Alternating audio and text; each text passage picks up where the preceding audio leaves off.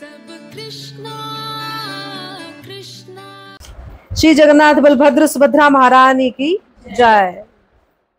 तो जगन्नाथ जी का प्राकट्य हुआ था, उससे पहले, प्राकट्य होने से पहले की स्टोरी है ये, सतयुग के समय की है ये स्टोरी। और इसमें मालवा प्रदेश के एक राजा थे, राजा इंद्रदम्युन, और उनकी जो राजधानी का नाम था वो अवंती था। अवंती नाम की राजधानी थी, मालवा प्रदेश था और सतयुग का समय था। और ये जो इंद्रदम्युन राजा थे ये ब्रह्मा जी के ही 25वीं पीढ़ी थी। जब ब्रह्मा जी की पीढ़ियां चलती आ रही थी उसी में 25वीं पीढ़ी थी राजा इंद्रदम्युन की। तो इन्होंने एक बार, ये बहुत ही वेल सेटल्ड राजा थे, बहुत धार्मिक थे, भगवान के बहुत सुंदर भक्त थे, और धर्म, अर्थ, काम और मोक्ष। तो राजा ने एक बार बहुत सारे सीनियर ब्राह्मण को बुलाया, उनके साथ मीटिंग की, और राजा ने बोला कि मेरा धर्म के ऊपर पूरा का पूरा कंट्रोल है, मतलब मैं एक बहुत ही अच्छा धार्मिक हूँ, मेरा उसके ऊपर पूरा मैंने अपना अच्छे से सेटअप कर लिया है, और काम के ऊपर भी मेरा पूरा अच्छे से मैंने कंट्रोल किया हुआ है। और अर्थ तो आपको पता ही है कि राजा इंद्रदम्युन है तो उनके पास आर्थिक स्थिति तो उनकी बहुत ही बेहतर थी। तो धर्म, अर्थ और काम उनका हो गया, लेकिन उन्होंने कहा मोक्ष के लिए अब मैं क्या करूं, मुझे थोड़े सजेशंस दीजिए ब्राह्मण को। तो फिर ब्राह्मणों ने बोला उनको कि मोक्ष के लिए आपको भगवान के साक्षात दर्शन करने पड़ेंगे और उनकी सेवा की इच्छा करनी पड़ेगी। तो राजा इंद्रदम्युन राजी हो गए। तो वो बोले कि ठीक है, मेरे को मोक्ष की प्राप्ति के लिए भगवान के साक्षात दर्शन करने और सेवा करने को मैं स्वीकार करता हूं, पर मुझे ये तो बताएं कि साक्षात भगवान के दर्शन मुझे होंगे कहाँ, है ना। तो जब उस सभा के अंदर बैठे थे तो वहां पर एक तीर्थयात्री भी आए और उन्होंने बताया कि भारत वर्ष के जो दक्षिण का जो एरिया है उसमें समुद्र के किनारे एक पुरुषोत्तम क्षेत्र है। उस पुरुषोत्तम क्षेत्र में उन्हें, उस यात्री को, एक नीला पर्वत दिखाई दिया, और वहां पर एक कुंड भी था जिसको रोहिणी कुंड बोलते हैं, और उस कुंड में स्नान करने से सारी जीवात्माओं को मोक्ष की प्राप्ति होती है, उन्होंने ऐसा बताया। और उन्होंने बताया कि पूर्वी तट पर स्वयं भगवान वासुदेव विराजमान है। भगवान वासुदेव नील माधव के रूप में विराजमान थे उस टाइम पे। नील माधव, जगन्नाथ जी को नील माधव ही बोलते थे पहले, फिर जगन्नाथ जी आए थे, बताती होगी उसको। तो नील माधव के रूप में विराजमान है, मैंने स्वयं दर्शन किए हैं, उस यात्री ने बताया। तो अब राजा ने उस एक अपने वरिष्ठ ब्राह्मण को, ब्राह्मणों की फौज थी, उसमें से एक वरिष्ठ ब्राह्मण को चुना और उसको कहा कि जाके देख के आओ वो समुद्र के किनारे कौन सा पर्वत है नीला, कौन सी रोहिणी कुंड है और कैसे वो नील माधव दिखते हैं, जाओ जाके आओ। तो उस ब्राह्मण ने ये कार्य अपने छोटे भाई को दे दिया। उनके छोटे भाई का नाम था विद्यापति। उनके छोटे भाई का नाम था विद्यापति। तो विद्यापति जब इस जगह को ढूंढने के लिए निकले अपने पूरे दल बल के साथ, तो वो सारे रास्ते भगवान की लीलाओं का स्मरण करते हुए गए, भगवान का नाम, रूप, गुण और लीलाओं का स्मरण करते करते, क्योंकि वो बहुत अच्छे भक्त, भक्ति ढूंढ सकती है ऐसी चीजें ना। तो ढूंढते ढूंढते गए, लेकिन जब वो उस जंगल के किनारे पहुंचे तो जंगल इतना घना था और बहुत ज्यादा घना और अंधेरा। तो अब वो सोच रहे हैं कि मेरे को तो रास्ता पता भी नहीं है, मैं कैसे जाऊंगा। इतनी देर में उनको कुछ आवाजें सुनाई दी, तो एक कबीले के लोगों की आवाजें आ रही थी अंदर से। अब उस कबीले वालों का नाम है, ये कबीले वालों का नाम था कुछ सब्र जाति। सब्र जाति, ये इसको शूद्र लोग बोलते हैं, सब्र जाति के लोग होते हैं ये, और इनको शूद्र कैटेगरी में माना जाता है। हमारे 4 आश्रम है ना, 4 वर्ण है, 4 आश्रम है, तो ब्राह्मण, क्षत्रिय, वैश्य और शूद्र, ये शूद्रों में आते हैं, जो सब्र जाति के लोग आते हैं। लेकिन ये कबीले के लोग जो एक बैठे थे आपस में चर्चा कर रहे थे, सब्र जाति के लोग थे। अब इनको कुछ जंगल से आवाजें सुनी, और जब आवाजें सुनी तो ये जंगल के अंदर एंटर कर गए। जब ये अंदर गए तो कबीले के जो सब्र जाति के लोगों का जो वो गांव था, उसमें उसके जो मेन मुखिया थे, राजा नहीं बोल सकते, उनके जो कबीले के जो मुखिया था उसका नाम विश्ववासु था, और वो विश्ववासु डायरेक्ट नील माधव की सेवा करता था, डायरेक्ट। और जैसे ही उसने विद्यापति को देखा, विश्ववासु ने, तो उसको देख के ही उन्हें समझ आ गया कि ये यहाँ क्यों आया अपनी पूरी टीम को लेके। तो विद्यापति ने बोला, उससे पहले विश्ववासु ने मना कर दिया कि आपको हम नील माधव के दर्शन नहीं करा सकते, क्योंकि ये दर्शन बहुत गोपनीय है और हम हर एक को नील माधव के दर्शन नहीं कराते हैं। तो विद्यापति वहां पर बहुत रिक्वेस्ट की उन्होंने, काफी दिन तक वो उनके साथ रहे, उन्होंने उनका बहुत आदर सम्मान किया विश्ववासु ने। अंत में जाके विश्ववासु की बेटी के साथ विद्यापति का विवाह हुआ, क्योंकि विश्ववासु ने उन्हें बोला कि अगर आप मेरी पुत्री के साथ विवाह करते हैं तो एज ए दामाद मैं आपको वहां ले जा सकता हूं उस स्थान पे दर्शन करने के लिए। तो विद्यापति का विवाह हुआ और उन्होंने फिर से इच्छा जाहिर की कि मुझे नीलमाधव के दर्शन कराइए। तो बोले कि एक कंडीशन पे लेके जाएंगे, आपको आंखों पे पट्टी लगानी पड़ेगी ताकि वो रास्ता विद्यापति को बिल्कुल कंफर्म ना हो जाए और वो जाके राजा को ना बता दे, क्योंकि ऐसी मान्यता थी कि अगर सिर्फ सब्र जाति के लोग इसकी नीलमाधव की सेवा नहीं करेंगे और कोई आके दर्शन करेगा तो नीलमाधव लुप्त हो जाएंगे, ऐसी मान्यता थी। इसी डर के मारे वो किसी और से को दर्शन करने नहीं देते थे। तो अब विद्यापति भी बहुत चतुर थे, वो बाजरे के कुछ दाने अपने साथ लेके चले गए और आंखों पे पट्टी लगी हुई थी, सारे रास्ते वो बाजरे के दाने गिरते गए, डालते गए। उन्होंने रास्ता नोट कर लिया और उन्होंने जाके देखा, पहले उनको रोहिणी कुंड में स्नान कराया गया, फिर उस नीले पर्वत पे ले जाया गया जहां पर साक्षात नीलमाधव के दर्शन हो रहे थे।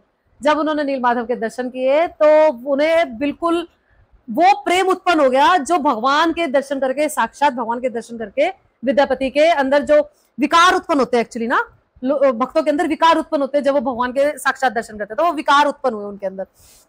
उसके बाद जैसे तैसे करके उनको वापस लाया गया। वो फिर राजा इंद्रद्युम्न के पास गए, राजा इंद्रद्युम्न को उन्होंने बताया अपना रियलाइजेशन कि हाँ मैंने स्वयं भगवान के दर्शन किए हैं। बोले कि मुझे लेके चलो। तो राजा इंद्रद्युम्न को नीलमाधव के पास ले जाया गया। उसके पहले नीलमाधव के पास ले जाते हुए जब उन्होंने देखा कि सब्र जाति के जो लोग थे, जो कबीला था, वो सारा गायब हो गया, साफ, वहां पे कोई एक व्यक्ति नहीं है। जब नीलमाधव तक लेके गए तो वहां पे भी बिल्कुल साफ हो गया, कुछ नहीं है वहां, बंदा न बंदे की जात, ना नीलमाधव है ना भगवान है, कुछ भी नहीं है वहां, सब खत्म है ना। और वहां पे फिर उससे आगे थोड़ा बाहर, जंगल से बाहर निकले तो उन्होंने बताया कि रात को बहुत आंधी तूफान आया था, उसमें हो सकता है चीजें खराब होगी हो, हम नहीं कह सकते कुछ भी। तो राजा इंद्रद्युम्न बहुत ही ज्यादा निराश हो गए। उनका एक ही तो मकसद था लाइफ का कि भगवान के दर्शन और उनकी सेवा करनी है, अब वो भी उनका पूरा नहीं हुआ। अब वो इतने उदास हो गए, बहुत ज्यादा। अब उनके उदास होने पर वो वापिस आ गए, वो बहुत ज्यादा चिंता में रहने लग गए राजा इंद्रद्युम्न। और एक दिन रात को सो रहे थे, तो सोते सोते उनको एक स्वप्न आया कि जगन्नाथ जी के जो विग्रह आप लोग देखते हैं, रथ यात्रा देखी होगी आपने, वो दारू ब्रह्म नाम की एक लकड़ी से बनते हैं, जिस लकड़ी का नाम है दारू ब्रह्म, है ना। हाँ, तो वो दारू ब्रह्म, जब उनको सपना आया तो उस सपने में उनको ऐसा बताया गया कि एक भविष्यवाणी कि एक दारू ब्रह्म का जो लकड़ी का ब्लॉग बोलते हैं ना, एक लकड़ी का वो पूरा का पूरा जत्था आपको मिलेगा सुबह बहता हुआ, आपने उसे उठाना है और उससे विग्रह बनाने हैं। अब इंद्रद्युम्न कह रहे कि मैं बनवाऊंगा किससे, क्योंकि मैं नहीं जानता भगवान कैसे दिखते हैं, जो शिल्पकार है वो भी नहीं जानते भगवान कैसे दिखते हैं, तो मैं क्या करूं, क्या आकृति दूं भगवान को, मुझे कैसे पता क्या आकृति देनी है। तो फिर जो देवताओं के शिल्पकार है, कौन है, विश्वकर्मा जी, देवताओं के शिल्पकार है। वो देवताओं को नहीं बनाया उन्होंने, मतलब देवताओं के वहां पे जो भी विग्रह पूजे जाते हैं वो विग्रह बनाते हैं। तो वो देवताओं के शिल्पकार एक ब्राह्मण का रूप लेके आए इंद्रद्युम्न राजा के पास, और उन्होंने कहा कि मैं प्रयास कर सकता हूं थोड़ा सा, लेकिन मेरी एक कंडीशन है, जब तक मैं विग्रह बनाऊंगा तब तक कोई एंटर नहीं करेगा इस रूम के अंदर, ठीक है। वो बोले ठीक है, डन, डील डन हो गई। अब कुछ दिन बीत गए, शायद 20 दिन 25 दिन के करीब बीत गए, और अंदर से ठोकने पीटने की आवाज तो आ ही रही थी, लेकिन राजा की जो रानी थी उसको थोड़ा डाउट हुआ कि ठोकने पीटने की आवाज आ भी रही है, कभी नहीं भी आ रही है, कुछ काम अंदर चल भी रहा है या नहीं चल रहा। एक्साइटमेंट होती है ना कुछ, है ना, बहुत ज्यादा, देख लूं थोड़ा सा तो देख लूं कहां तक पहुंचा काम, हल्का सा, इतना सा झरोके में से। पर वही बात है, हम भगवान को बेवकूफ नहीं बना सकते, और भगवान के भक्त तो उनसे भी ज्यादा चतुर होते हैं, उनको तो बिल्कुल भी नहीं बना सकते, वो चुप रहते हैं, वो एक अलग बात है, पर उनको हम बेवकूफ नहीं बना सकते। तो रानी ने एक्साइटमेंट में दरवाजा खोल दिया। हाँ, और विश्वकर्मा ने एक कंडीशन लगाई थी कि जैसे ही अगर आपने मेरे काम के बीच में विघ्न डाला मैं गायब हो जाऊंगा। तो अब यही हुआ, रानी ने दरवाजा खोला और विश्वकर्मा जी गायब, विश्वकर्मा गायब हुए, और जो डिटीज बने थे वो थे जगन्नाथ जी, बलदेव जी और सुभद्रा महारानी, वो ये डिटीज बने। अब रानी को चिंता हो गई कि ये तो आधे अधूरे डिटीज है, नहीं, ना इनके पैर है ना इनके हाथ है, मुंह देखो इनका कितना बड़ा है ना, ये कैसे डिटीज बने हैं। तो राजा भी फिर से राजा उदास हो गया, मेरा तो कार्य फिर भी पूर्ण नहीं हुआ। अब फिर रात को जब सोया तो फिर भगवान स्वयं जो विग्रह थे जगन्नाथ जी के, वो उनके स्वप्न में आए कि ये ही मैं हूं और मैं कंप्लीट हूं, पूरा हूं, अब तुम मेरी इसी तरह से पूजा करनी शुरू करो। और मैं वही नीलमाधव हूं जिसके दर्शन करने तुम गए थे, अब तुम इसी फॉर्म में एज इट इज मेरी सेवा करो। ठीक है, यहां से जगन्नाथ जी के प्राकट्य की स्टोरी, मतलब ये स्टोरी थी और यहां से सेवा शुरू होती है इंद्रद्युम्न राजा से। प्राकट्य के कई कई कथाएं हैं। एक बार रुक्मिणी जी को उद्धव जी गोपियों का भाव बता रहे थे रुक्मिणी जी को कि गोपियां भगवान के लिए क्या कुछ कर सकती हैं, तो बता रहे थे और छुप के भगवान सुन रहे थे, सुभद्रा महारानी, बलदेव जी और भगवान कृष्ण स्वयं, तो सब सुन रहे थे। जब रुक्मिणी जी को उद्धव जी जब इतना सारा बता रहे थे कि देखो गोपियां ने ऐसे किया, गोपियां कुछ भी कर सकती है कृष्ण के लिए, कुछ भी कर सकते हैं, तो वो जो इतना एक्साइटमेंट था आपने देखा जगन्नाथ जी को, एक्साइटेड होके भगवान ने अपने हाथ खींच लिए और मुंह बड़ा हो गया, आंखें बड़ी हो गई, तो ये रूप आ गया जगन्नाथ जी का कि जगन्नाथ बलदेव सुभद्रा महारानी। एक स्टोरी ये भी आती है कि वो वहीं पे जैसे स्तब्ध रह गए और उन्होंने उनका ये रूप बन गया। दो स्टोरी आती है। रथ यात्रा का ये महत्व है कि भगवान द्वारका थे और वृंदावन छोड़ के जा चुके थे, और गोपियों को, राधा रानी को, सबको विरह था भगवान का, हमेशा ही विरह रहा उनको, जब तक वो इस धरा धाम पे थी विरह ही रहा भगवान का, है ना। और मैं कल एक बच्चे को भी बता रही थी तो कि वो नदी का नाम मुझे नहीं याद, कि जहां पर भगवान स्नान करने आए थे, और उस नदी के एक छोर पे भगवान थे द्वारकाधीश अपनी सारी रानियों के, अपने दल बल प्रजा के साथ। एक तरफ गोपियां थी, राधा रानी थी, और ये सारा ब्रजवासी थे। तो ब्रजवासियों ने जब पानी में ऐसे करा, हाथ मुंह साफ करने लगे, देखा तो सामने द्वारकाधीश खड़े हैं कृष्ण। अब राधा रानी और गोपियां विश्वास ही नहीं करे, नहीं अपना कृष्ण नहीं है, अपना कृष्ण तो एक मोर पंख लगाता है, वो इतने गोल्ड के ये पहनना, चमचम चमचम, उसके पीछे इतने सारे हाथी, इतने घोड़े, इतनी उसकी रानियां, अपना नहीं है, कृष्ण नहीं है ये अपना।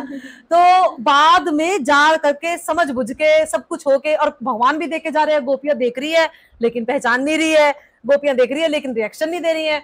बाद में जब फाइनली जब ये पता लगा कि वही वजेंद्र नंदन कृष्ण है, तो गोपियों को इतना विरह हुआ, गोपियां बोली हम अब आपको द्वारका वापस नहीं जाने देंगे, किसी भी तरीके से नहीं जाने देंगे, अब हम आपको वृंदावन लेके चलेंगे यहीं से। और जब वो उनको वहीं से रथ खींच के, रथ के घोड़े वोड़े हटा के, गोपियां कह रही है हम खुद खींचेंगे और अब आप हमारे साथ वृंदावन चलोगे, आपकी एक नहीं चलेगी, नो इफ नो बट, अब आप हमारे साथ चलोगे। तो इसी भाव को जो उड़ीसा में भक्त हैं, जो पंडा लोग हैं, वो प्रदर्शित करते हैं। जगन्नाथ जी को नीलांचल, जो श्री मंदिर है उसको नीलांचल बोला जाता है, नीलांचल से सुंदराचल, जो कि उनकी गुंडीचा माता है, जो उनका जो मंदिर है ना, मौसी नहीं है वो, उनकी इंद्रद्युम्न राजा की पत्नी थी वो, और राजा इंद्रद्युम्न इतनी सुंदर सेवा करते थे जगन्नाथ जी की, और उन्होंने ये विश किया था कि भगवान मुझे संतान नहीं चाहिए। तो गुंडीचा माता ने बोला कि अरे संतान नहीं होगी तो हमारा वंश कैसे चलेगा, और हमें हमारा अंतिम संस्कार कौन करेगा, हमारी सेवा कौन करेगा अगर हमारे पुत्र नहीं होगा। जगन्नाथ जी सेड आप चिंता मत करो, मैं ही आपका पुत्र बनूंगा, मैं ही आपका अंतिम संस्कार करूंगा। और क्यों इंद्रद्युम्न राजा ने ऐसा किया कि हमारे कोई संतान ना हो, ताकि कल को इस मंदिर का विभाजन ना हो, जो जगन्नाथ टेम्पल है ना उसका विभाजन ना हो, इसलिए इंद्रद्युम्न राजा ने ऐसा बोला कि मुझे आगे कोई संतान नहीं चाहिए। तो उनके गुंडीचा मंदिर जो है उसको सुंदरांचल बोलते हैं, नीलांचल और सुंदरांचल। तो नीलांचल वो जगह जहां से कृष्ण को गोपियां खींच के लेके गई, सुंदरांचल जो गुंडीचा मंदिर है वो जगह जो वृंदावन है। तो हाँ, तो महाप्रभु बताते हैं कि कुरुक्षेत्र से वृंदावन लेके गए, उसी तरीके से वहां के जो पंडे हैं उनके लिए वो जगह द्वारका, वहां से वो लोग वृंदावन लेके जाते हैं। यानी कि एक दिन जाने का, 7 दिन गुंडीचा मंदिर में भगवान बैठते हैं, दर्शन करो। वहां पे जब गुंडीचा मंदिर में भगवान के जो अब दर्शन चल रहे हैं, यानी कि इन दिनों में, परसों रथ यात्रा हुई है, ये दर्शन ऐसे हैं जो आपने श्री मंदिर में 10,000 बार भी वो दर्शन कर लिए होंगे, दैट इज इक्वल टू 1 दर्शन इन गुंडीचा मंदिर। भागो टिकट कराओ अपनी गुंडीचा मंदिर की। हाँ, तो अब भगवान को 7 दिन वहां पे रखेंगे, और फिर एक दिन वो रथ यात्रा का 8 और एक 9वां दिन वापस ले जाने का, श्री मंदिर में वापस ले जाने का। ये टोटल 9 दिन की प्रोसेस होती है।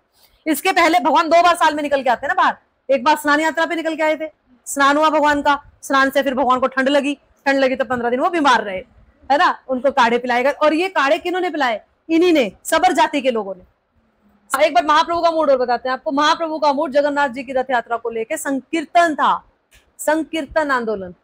उसके बाद भी सारे आचार्यों ने यही टिप्पणी की है शिल प्रभुपाद ने भी यही टिप्पणी की है, संकीर्तन आंदोलन। हम लोगों को जगन्नाथ जी की रथ यात्रा से एसेंस क्या निकालना है? Sankirtan movement is first priority for Gaudiya Vaishnavs. Sankirtan movement है ना। महाप्रभु के लिए बताते हैं कि महाप्रभु के अश्रु ऐसे नहीं आते थे, महाप्रभु के अश्रु ऐसे निकलते थे, ऐसे ऐसे गिरते थे बाहर आके जगन्नाथ जी को देख के उनके विरह में, है ना। और हमेशा से सिर्फ एक ही सिग्निफिकेंस रहा है जगन्नाथ जी की रथ यात्रा का गौड़िया वैष्णव्स के लिए, संकीर्तन मूवमेंट को, यानी कि प्रचार को। यानी कि आपको संकीर्तन मूवमेंट में पार्टिसिपेट करना है, वो तो करना ही करना है डेफिनेटली, लेकिन संकीर्तन मूवमेंट निकालना ऑल ओवर द वर्ल्ड। और वो संकीर्तन मूवमेंट प्रभुपाद 5 साल के थे जब जगन्नाथ जी की रथ यात्रा निकालने लगे थे। और जब अड़ोसी पड़ोसी पूछ रहे थे कि भाई तुम ये क्या कर रहे हो, बोले मैं ये जगन्नाथ जी को विदेशों में लेके जाऊंगा, यहाँ लेके लॉस एंजल्स लेके जाऊंगा, वहां लेके जाऊंगा, वहां लेके जाऊंगा। उन लोगों को सिर्फ, जो लोकल लोग थे उनको सिर्फ एक जगह समझ में आई थी, अमेरिका, जहां पर बैरिस्ट्री करने के लिए इंडियंस को जाना पड़ता था। लेकिन 5 साल की एज में प्रभुपाद ने बोलना शुरू कर दिया था कि मैं यहाँ प्रचार करूंगा। संकीर्तन आंदोलन का मतलब है प्रचार, और गौड़िया वैष्णव्स का परम उद्देश्य है प्रचार। चाहे समय स्थिति कैसी भी हो, हम प्रचार नहीं छोड़ते, है ना। यथाशक्ति, और शक्ति से भी ऊपर उठ के, यथास्थिति, स्थिति से भी ऊपर उठ के, जैसे भी करके प्रचार हमारा मूवमेंट है ना। संकीर्तन प्रचार हमारा मूवमेंट है, हर घर में कृष्ण नाम पहुंचाना, ये हमारा मूवमेंट है। हम जगन्नाथ रथ यात्रा से ये निकालते हैं, है ना। बाकी पास टाइम्स हम रियलिश करने के लिए अपने आप को बोलते हैं, बताते हैं, सब बताते हैं, लेकिन मेन मकसद ये है जगन्नाथ जी की रथ यात्रा का गौड़िया वैष्णव्स के लिए, हमारी गौड़िया वैष्णव फिलॉसफी में। ठीक है, आपको पास टाइम्स बताने शुरू करती हूँ। जगन्नाथ जी के विग्रह के लिए मैंने बताया दारू भ्रम की लकड़ी होती है। वो लकड़ी ऐसी वैसी नहीं होती, उसका जो पेड़ है वो 4 भुजाओं वाला होता है। उस पेड़ का जो कलर है वो हल्का हल्का लाल या ब्लैकिश होता है। पेड़ बिल्कुल स्ट्रेट होता है, बहुत सुंदर होता है। और जो तिराहा सड़क होती है, एक चौराहा होती है, एक तिराहा सड़क के किनारे होता है वो पेड़, जिसके पास आसपास एक नदी भी होनी जरूरी है, जिसके आसपास एक शमशान घाट भी होना जरूरी है। वो पेड़ से जगन्नाथ जी की जो विग्रह है दारू भ्रम की लकड़ी से वो बनता है। ऐसी वैसी कोई लकड़ी नहीं होती, कोई भी उठाई और चलो उससे विग्रह बना दिया जगन्नाथ जी के। ये बाकायदा वहां के वरिष्ठ जो पुजारी होते हैं उनके सौपन में आता है कि इस जगह पे हर 12 साल में जगन्नाथ जी के विग्रह चेंज किया, उनका कलेवर चेंज किया जाता है। और जब ये कलेवर चेंज होता है तो उस लकड़ी की ये मुख्यता है। और ये जो तना है, जो इस लकड़ी का जो तना है वो 5 फुट का होता है, और इसमें थोड़ी थोड़ी जगन्नाथ जी की रिफ्लेक्शन आ रही होती है। मतलब जगन्नाथ जी के फीचर्स हल्के हल्के, जैसे आईज, लिप्स या नोज, ये हल्का हल्का रिफ्लेक्शन होते हैं, तो पता लगता है कि हाँ इसी लकड़ी से जगन्नाथ जी के विग्रह बनाने हैं। ठीक है, आगे बलराम जी का जो पेड़ है उसमें 7 ब्रांचेस होती है, और उसमें भी ऐसे रिफ्लेक्शंस आ रही होती है। और उसमें भी शंख, चक्र, गदा और पद्म, ये चारों इंगित होते हैं ऑलरेडी लकड़ी के अंदर। ऐसे ही दारू भ्रम की लकड़ी में भी, मतलब जो जगन्नाथ जी के विग्रह बनते हैं उसमें भी शंख, चक्र, गदा, पद्म उस लकड़ी के अंदर, उस पेड़ के अंदर बने होते हैं, इसलिए उस पेड़ से भगवान के विग्रह बनते हैं। और जो सुभद्रा महारानी के लिए जो पेड़ होता है वो हल्का, जैसे वो हल्का हल्का रेडिश और ब्लैकिश होता है, वो हल्का हल्का येलोइश होता है। और इन दोनों पेड़ों से थोड़ा सा छोटा होता है, और इसके 5 तने होते हैं, उनके 4 होते हैं, जगन्नाथ जी के, बलराम जी के 7 और सुभद्रा महारानी के 5 तने।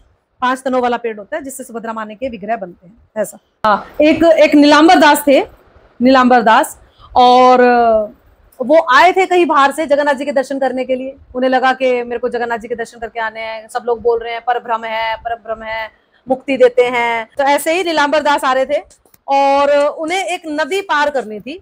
और नदी पार करने के लिए, जैसे कि वो उनके पास काफी सामान था, काफी अशर्फियां थी, कुछ गोल्ड था, और ये सब जो एक नाविक था उसने देख लिया, भाप लिया। वो नाविक लुटेरा था, और उसने ऐसा सोचा कि मैं इसको ले जाता हूँ नदी पार कराने के बहाने, और इसको लूट लाट के इसको फेंक दूंगा नदी में।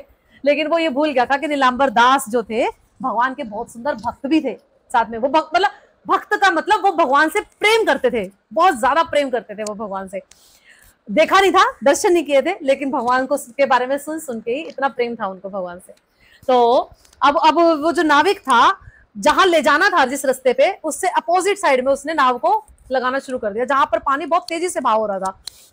अब नीलांबर दास ने जगन्नाथ जी से प्रार्थना की। भगवान ना इंस्टेंट सुनते हैं, मैं आपको अपना भी एक इंसिडेंट बताऊंगी, इंस्टेंट सुनते हैं, इंस्टेंट, है ना। तो जब नीलांबर दास ने कहा, हे प्रभु ये तो गलत बात है, मैं तो आपके दर्शन करने आ रहा था, अब तो ऐसा हो गया कि मुझे मारने को हो गया, मुझे तो ऐसा लग रहा है कि मुझे मारना चाहता है और मेरा सारा सामान लूटना चाहता है।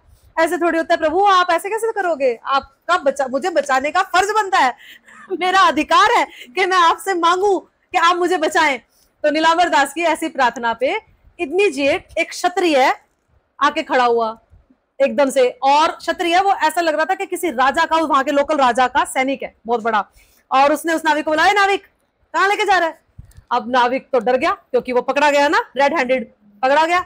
और नाविक कह रहे कहीं नहीं, इसको तो दूसरे छोर पे छोड़ना था, वहां छोड़ रहा हूं। तो क्षत्रिय ने बोला नहीं, इधर आ, कहीं नहीं छोड़ के आना, इधर आ वापस। तो नीलांबर दास को कहीं ना कहीं लगा कि वो बच गया भगवान की कृपा से, लेकिन उसे ये समझ नहीं आया कि भगवान ने साक्षात उसे बचाया। नाविक को भगवान ने 2-4 रपटे मारे, निकाल दिया। स्वयं जगन्नाथ जी थे जिन्होंने नीलांबर दास की रक्षा की और इसके आगे उन्हें पुरी में पहुंचाया। जब भगवान ने नीलांबर दास को पुरी में पहुंचाया, उस टाइम पे रथ यात्रा का ही महोत्सव चल रहा था। और जब नीलांबर दास की इतनी ज्यादा प्रगाढ़ इच्छा थी, भगवान अपना रथ रोक लेते, पता आप लोगों को, एक बार नहीं रोका भगवान ने, पता नहीं कितनी ही बार, कितने ही भक्तों के लिए। बहुत जल्दी एक्सेसिबल है जगन्नाथ जी, है ना, बहुत जल्दी क्विक एक्सेसिबल है। बस डिपेंड करता है आपकी श्रद्धा कितनी है, आपका प्रेम कितना है उनके साथ, उस पर डिपेंड करता है ना। तो जगन्नाथ जी ने अपना रथ रुकवा रखा था, नीलांबर दास आएंगे, दर्शन करेंगे तो रथ आगे बढ़ेगा, नहीं तो नहीं बढ़ेगा, ऐसा। एक थे रघु वगैरह नाम के व्यक्ति थे, और ये मछुआरा था, ये भी भगवान से बहुत प्रेम करता था, लेकिन ये इसका काम था मछलियां पकड़ना। लेकिन ये बहुत गिल्ट भी होता था कि मैं कितना गलत काम करता हूँ, मेरा प्रोफेशन है ये, लेकिन मुझे अच्छा नहीं लगता ऐसा करना। भगवान से प्रेम करता था, भगवान के गीत गाता था, गीत गोविंद गाता था, लेकिन मछलियां पकड़ता था, गिल्ट होती थी इसको। तो इसने अपनी पत्नी को जाके बोला मैं नहीं आज से मछुआरे का काम करूंगा। तो इसकी पत्नी बहुत तेज थी, अरे ऐसे कैसे नहीं करेगा, घर कैसे चलेगा फिर हमारा, ये कोई बात थोड़ी होती है, करना पड़ेगा। तो पत्नी ने इसको फोर्स किया और ये फिर गया मछुआरा काम करने के लिए। जैसे ही ये एक दिन जाल डाल रहा था तो एक बड़ी सी मछली इसके जाल में आ गई, और जब बड़ी सी मछली इसके जाल में आई तो वो मछली बोल रही है हे नारायण मेरी रक्षा करें, हे नारायण मेरी रक्षा करें। अब ये मछुआरा पागल हो गया, इसका दिमाग खराब हो गया सुन के रघु वगैरह का कि ये क्या हो रहा है, मछली कैसे बोल सकती है, मछली तो नहीं बोल सकती। वो कह रही है हे नारायण मेरी रक्षा करे, हे नारायण। मछली का डिटर्मिनेशन देख के इसको खुद पे शर्म आई कि जब मछली इतनी सरेंडर्ड है भगवान को, तो मैं क्यों नहीं हो सकता, है ना, मुझे भी होना चाहिए। फिर उसने वापस ये मछुआरे वाला काम छोड़ दिया। अब जैसे इसने मछुआरे वाला काम छोड़ा तो भगवान स्वयं आए इसके पास रूप बदल के, और भगवान आके बोल रहे हैं क्या बन के आए, ब्राह्मण बन के आए भगवान जगन्नाथ जी स्वयं आए। और इसने 3 दिन से कुछ नहीं खाया पिया था और ये सिर्फ हरे कृष्णा महामंत्र जप रहा था। तो भगवान ब्राह्मण बन के आए, भगवान कह रहे चल भाई चल घर चल और अपनी मछलियां पकड़, अपना काम कर, ऐसे नहीं मिलते कृष्ण किसी को। कह रहा ऐसे कैसे नहीं मिलते, जब एक मछली पुकार सकती है और वो बच सकती है पुकार के, वो बच गई, तो मैं क्यों नहीं, जब भगवान ने उसको बचा लिया तो मुझे क्यों नहीं, यही बैठूंगा और करूंगा जब, मैं भी ऐसे ही जब करते करते मर जाऊंगा। मैं भी तो देखूं जगन्नाथ जी अगर मुझे मार देना चाहते तो यही सही, मुझे मरने से दिक्कत नहीं है, मैं मर जाऊंगा, लेकिन मैं जाऊंगा नहीं। जब ये मछली का इतना डिटर्मिनेशन है तो मुझे तो खुद पे शर्म आ रही है, मेरा भी होना चाहिए।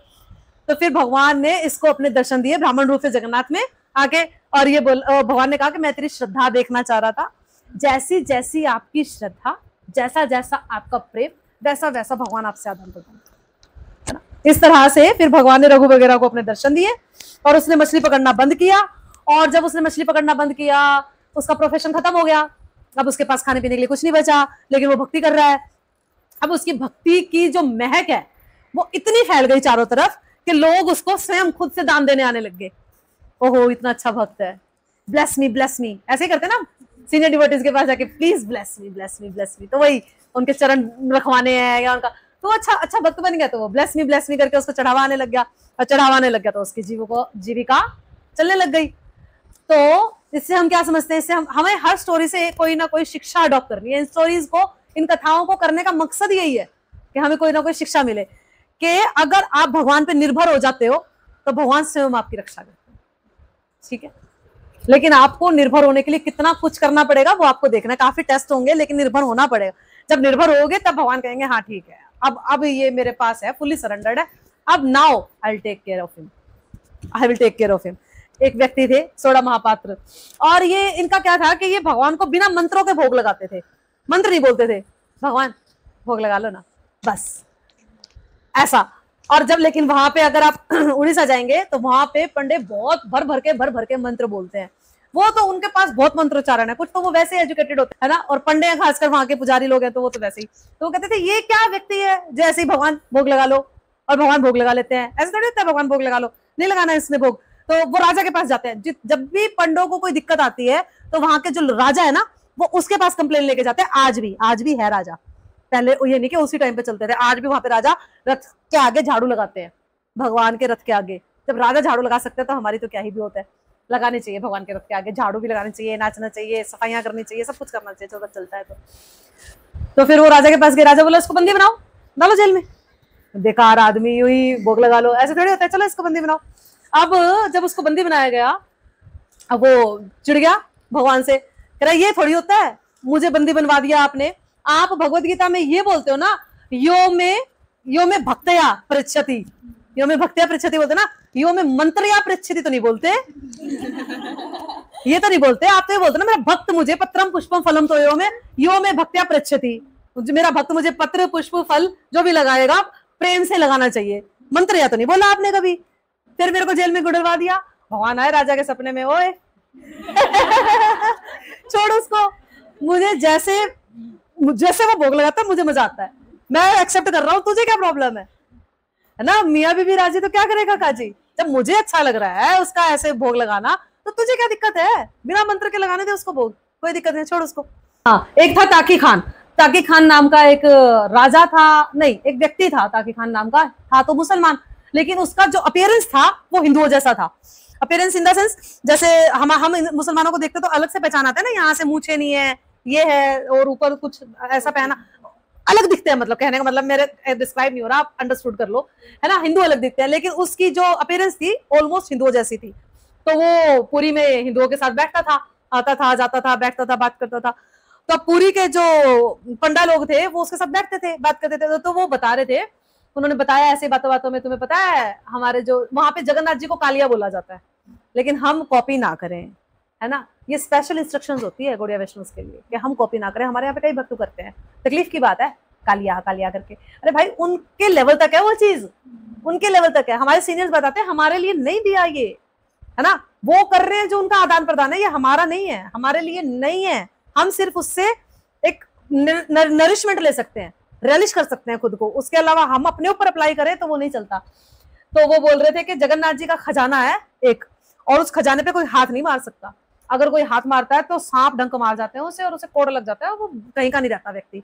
तो वो ताकी खान सोच रहा, देख मूर्ख हिंदू सारी अपनी पोल दे रहे हैं, इन्हें पता नहीं है कि कल को मैं सारा खजाना लूट के ले जाऊंगा, मूर्ख हिंदू पोल तो दे रहे, लेकिन उसने ये नहीं सुना, ये भूल गया वो सुनना कि वो मर भी जाता है व्यक्ति, है ना, वो भूल गया इस बात को।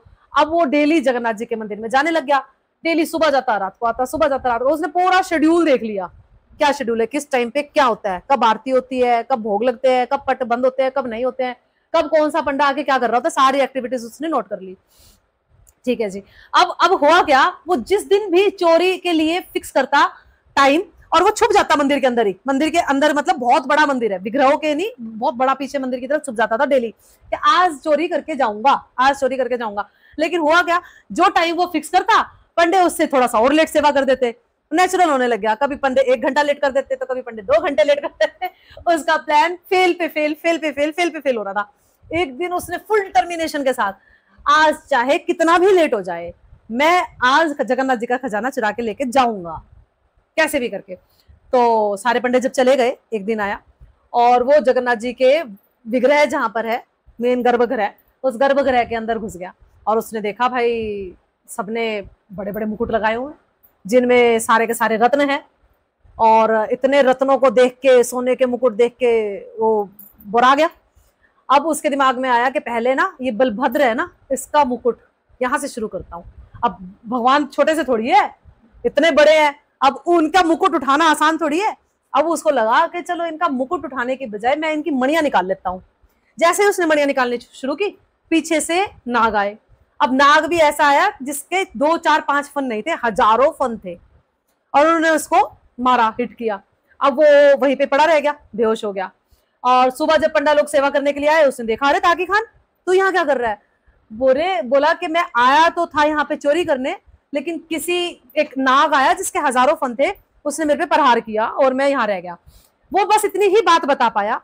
इतनी बात बताने के जस्ट बाद उसकी जुबान पे कोड हो गया, उसकी पूरी बॉडी में कोड हो गया, और उसके बाद हाँ उसको कोड हो गया। और उसको फिर पंडों ने बोला कि तू जगन्नाथ जी से प्रार्थना कर, इतनी बड़ी भूल की है तूने, तेरे को कोई मिला नहीं खजाना चुराने के लिए, उन्हीं के खजाने पे हाथ डालना था तूने, तू उनसे प्रार्थना कर। तो फिर उससे ताकी खान ने बहुत रो रो के बहुत प्रार्थनाएं की, बहुत क्षमा मांगी भगवान से, और क्षमा मांगने के बाद उसको भगवान ने फिर ठीक भी किया। भगवान जगन्नाथ इतने दयालु है कि वो भक्त को सजा भी देते हैं, साथ में उसको मलहम भी देते हैं, दोनों चीजें देते हैं, सिर्फ सजा देके छोड़ते नहीं है।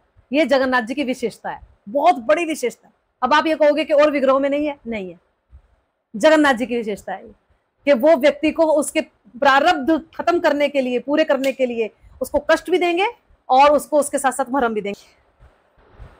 तो इसमें एक बता रहे थे कि औरंगजेब ने बहुत गंदे काम किए, पता होगा आपको। सारे हमारे हिंदू मंदिर, अगर आप किसी दिन जयपुर का सुनोगे ना, आपके आंसू निकल जाएंगे कि जयपुर में औरंगजेब ने क्या किया था। उनने हजारों वैष्णव, जयपुर में जो गोविंद देव जी का मंदिर था उसके पिलर्स पे ऐसे चिपक गए थे वैष्णव कि नहीं जाने देंगे, नहीं तोड़ने देंगे मंदिर को। उन्हें यूं हलाहल काटे हैं उसने वैष्णव, रातों रात हजारों वैष्णव यूं हलाहल किए। वो इतना क्रूर था औरंगजेब, इतना क्रूर था जिसकी कोई लिमिट नहीं थी। उसने भी अपने जीवन के आखिरी क्षणों में क्या शब्द बोले हैं, ऐ खुदा मुझे माफ कर दे, वो तू ही है जो जगन्नाथ के रूप में है। ही ऑल्सो रियलाइज्ड कि जिस खुदा को मैं पूज रहा हूं वो से कोई none other then Jagannath ji. वो उसने भी ये स्टेटमेंट बोली, और साथ में बोला मैंने बहुत अपराध किए हैं, मुझे नरक मिलना चाहिए। ये रियलाइजेशन था औरंगजेब का। हिस्ट्री में कोई उससे क्रूर बंदा नहीं आया।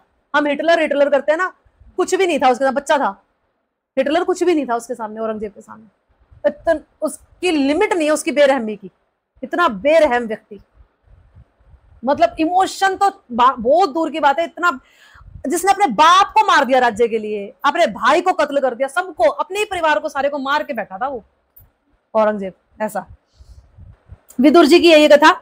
विदुर जी के हमें पता है कृष्ण विदुराणी से कृष्ण ने छिलके खा लिए थे केले के और केले छोड़ दिए थे प्रेम में, है ना। वैसे ही विदुर जी ने एक विदुर छत बोलते हैं उसको, जगन्नाथपुरी में बनाई भगवान को भोग लगाने के लिए। और विदुर जी ने सीखे कुछ स्पेशल रेसिपीज के केक्स बनाने। केक्स बनते थे उस टाइम पे भी, उन्हें शब्द नहीं पता था कि ये केक है, लेकिन केक रेसिपी वही होती थी, है ना। अलग अलग स्टाइल के विदुर जी ने केक बनाने सीखे और भगवान को वो भोग लगाते थे बड़े प्रेम से। अब जब वो भोग लगाते थे भगवान को, तो जगन्नाथ जी यहाँ जब भोग लगाने का टाइम होता था तो वो विदुर जी की छत पे बैठे होते थे, जगन्नाथ जी जाके वहां पे भोग लगा रहे होते। अब पंडों का स्टाइल क्या है जगन्नाथ जी को भोग लगाने का, कि वो हाथों में पानी लेते हैं और उसमें देखते हैं कि जगन्नाथ जी की छवि आ रही है कि नहीं। अगर छवि नहीं आ रही तो इसका मतलब भोग नहीं लग रहा। 3 दिन हो गए, 4 दिन हो गए, 5 दिन हो गए, जगन्नाथ जी को भोग ही नहीं लग रहा। अब वो जब भोग नहीं लगता तो वो सारे भोग का क्या किया जाता है, वो सारा डिस्पोज किया जाता है, वो आगे आनंद बाजार में नहीं जाता। अदरवाइज क्या होता है, भगवान को पूरे दिन में 6 बार 56 भोग लगता है और सारा 56 भोग आगे बाजार होते हैं, आगे मतलब मंदिर के बाहर ही है आनंद बाजार, ये बाजार बोला जाता है, पूरा मार्केट है। उस मार्केट के अंदर वो सारे भोग जाते हैं और वहां पे आम पब्लिक को बांटे जाते हैं, खरीदे भी जाते हैं, बेचे भी जाते हैं, ऐसा होता है। तो अब वो भोग लगे नहीं, तो अब वो पंडित सारा का सारा डिस्पोज कर रहे, जितना भी हो रहा है, क्योंकि जगन्नाथ जी तो भोग लगा ही नहीं रहे तो डिस्पोज हो रहा है, जगन्नाथ जी भोग लगा ही नहीं रहे डिस्पोज हो रहा है। पंडित परेशान, इतना बन रहा है भाई, इतने घंटों कुकिंग हो रही है, इतना सारा बन रहा है पूरी के अंदर और तो सारा डिस्पोज हो रहा है, जगन्नाथ जी भोग ही नहीं लगा रहे हैं। तो एक और व्यक्ति थे जिनका नाम था मलूक दास। मलूक दास भगवान से प्रेम करते थे बहुत ज्यादा, और मलूक दास जब कुछ भी नहीं खाते थे, सिर्फ जगन्नाथ जी का लगाया हुआ और भोग लगाया हुआ प्रसाद पाते थे।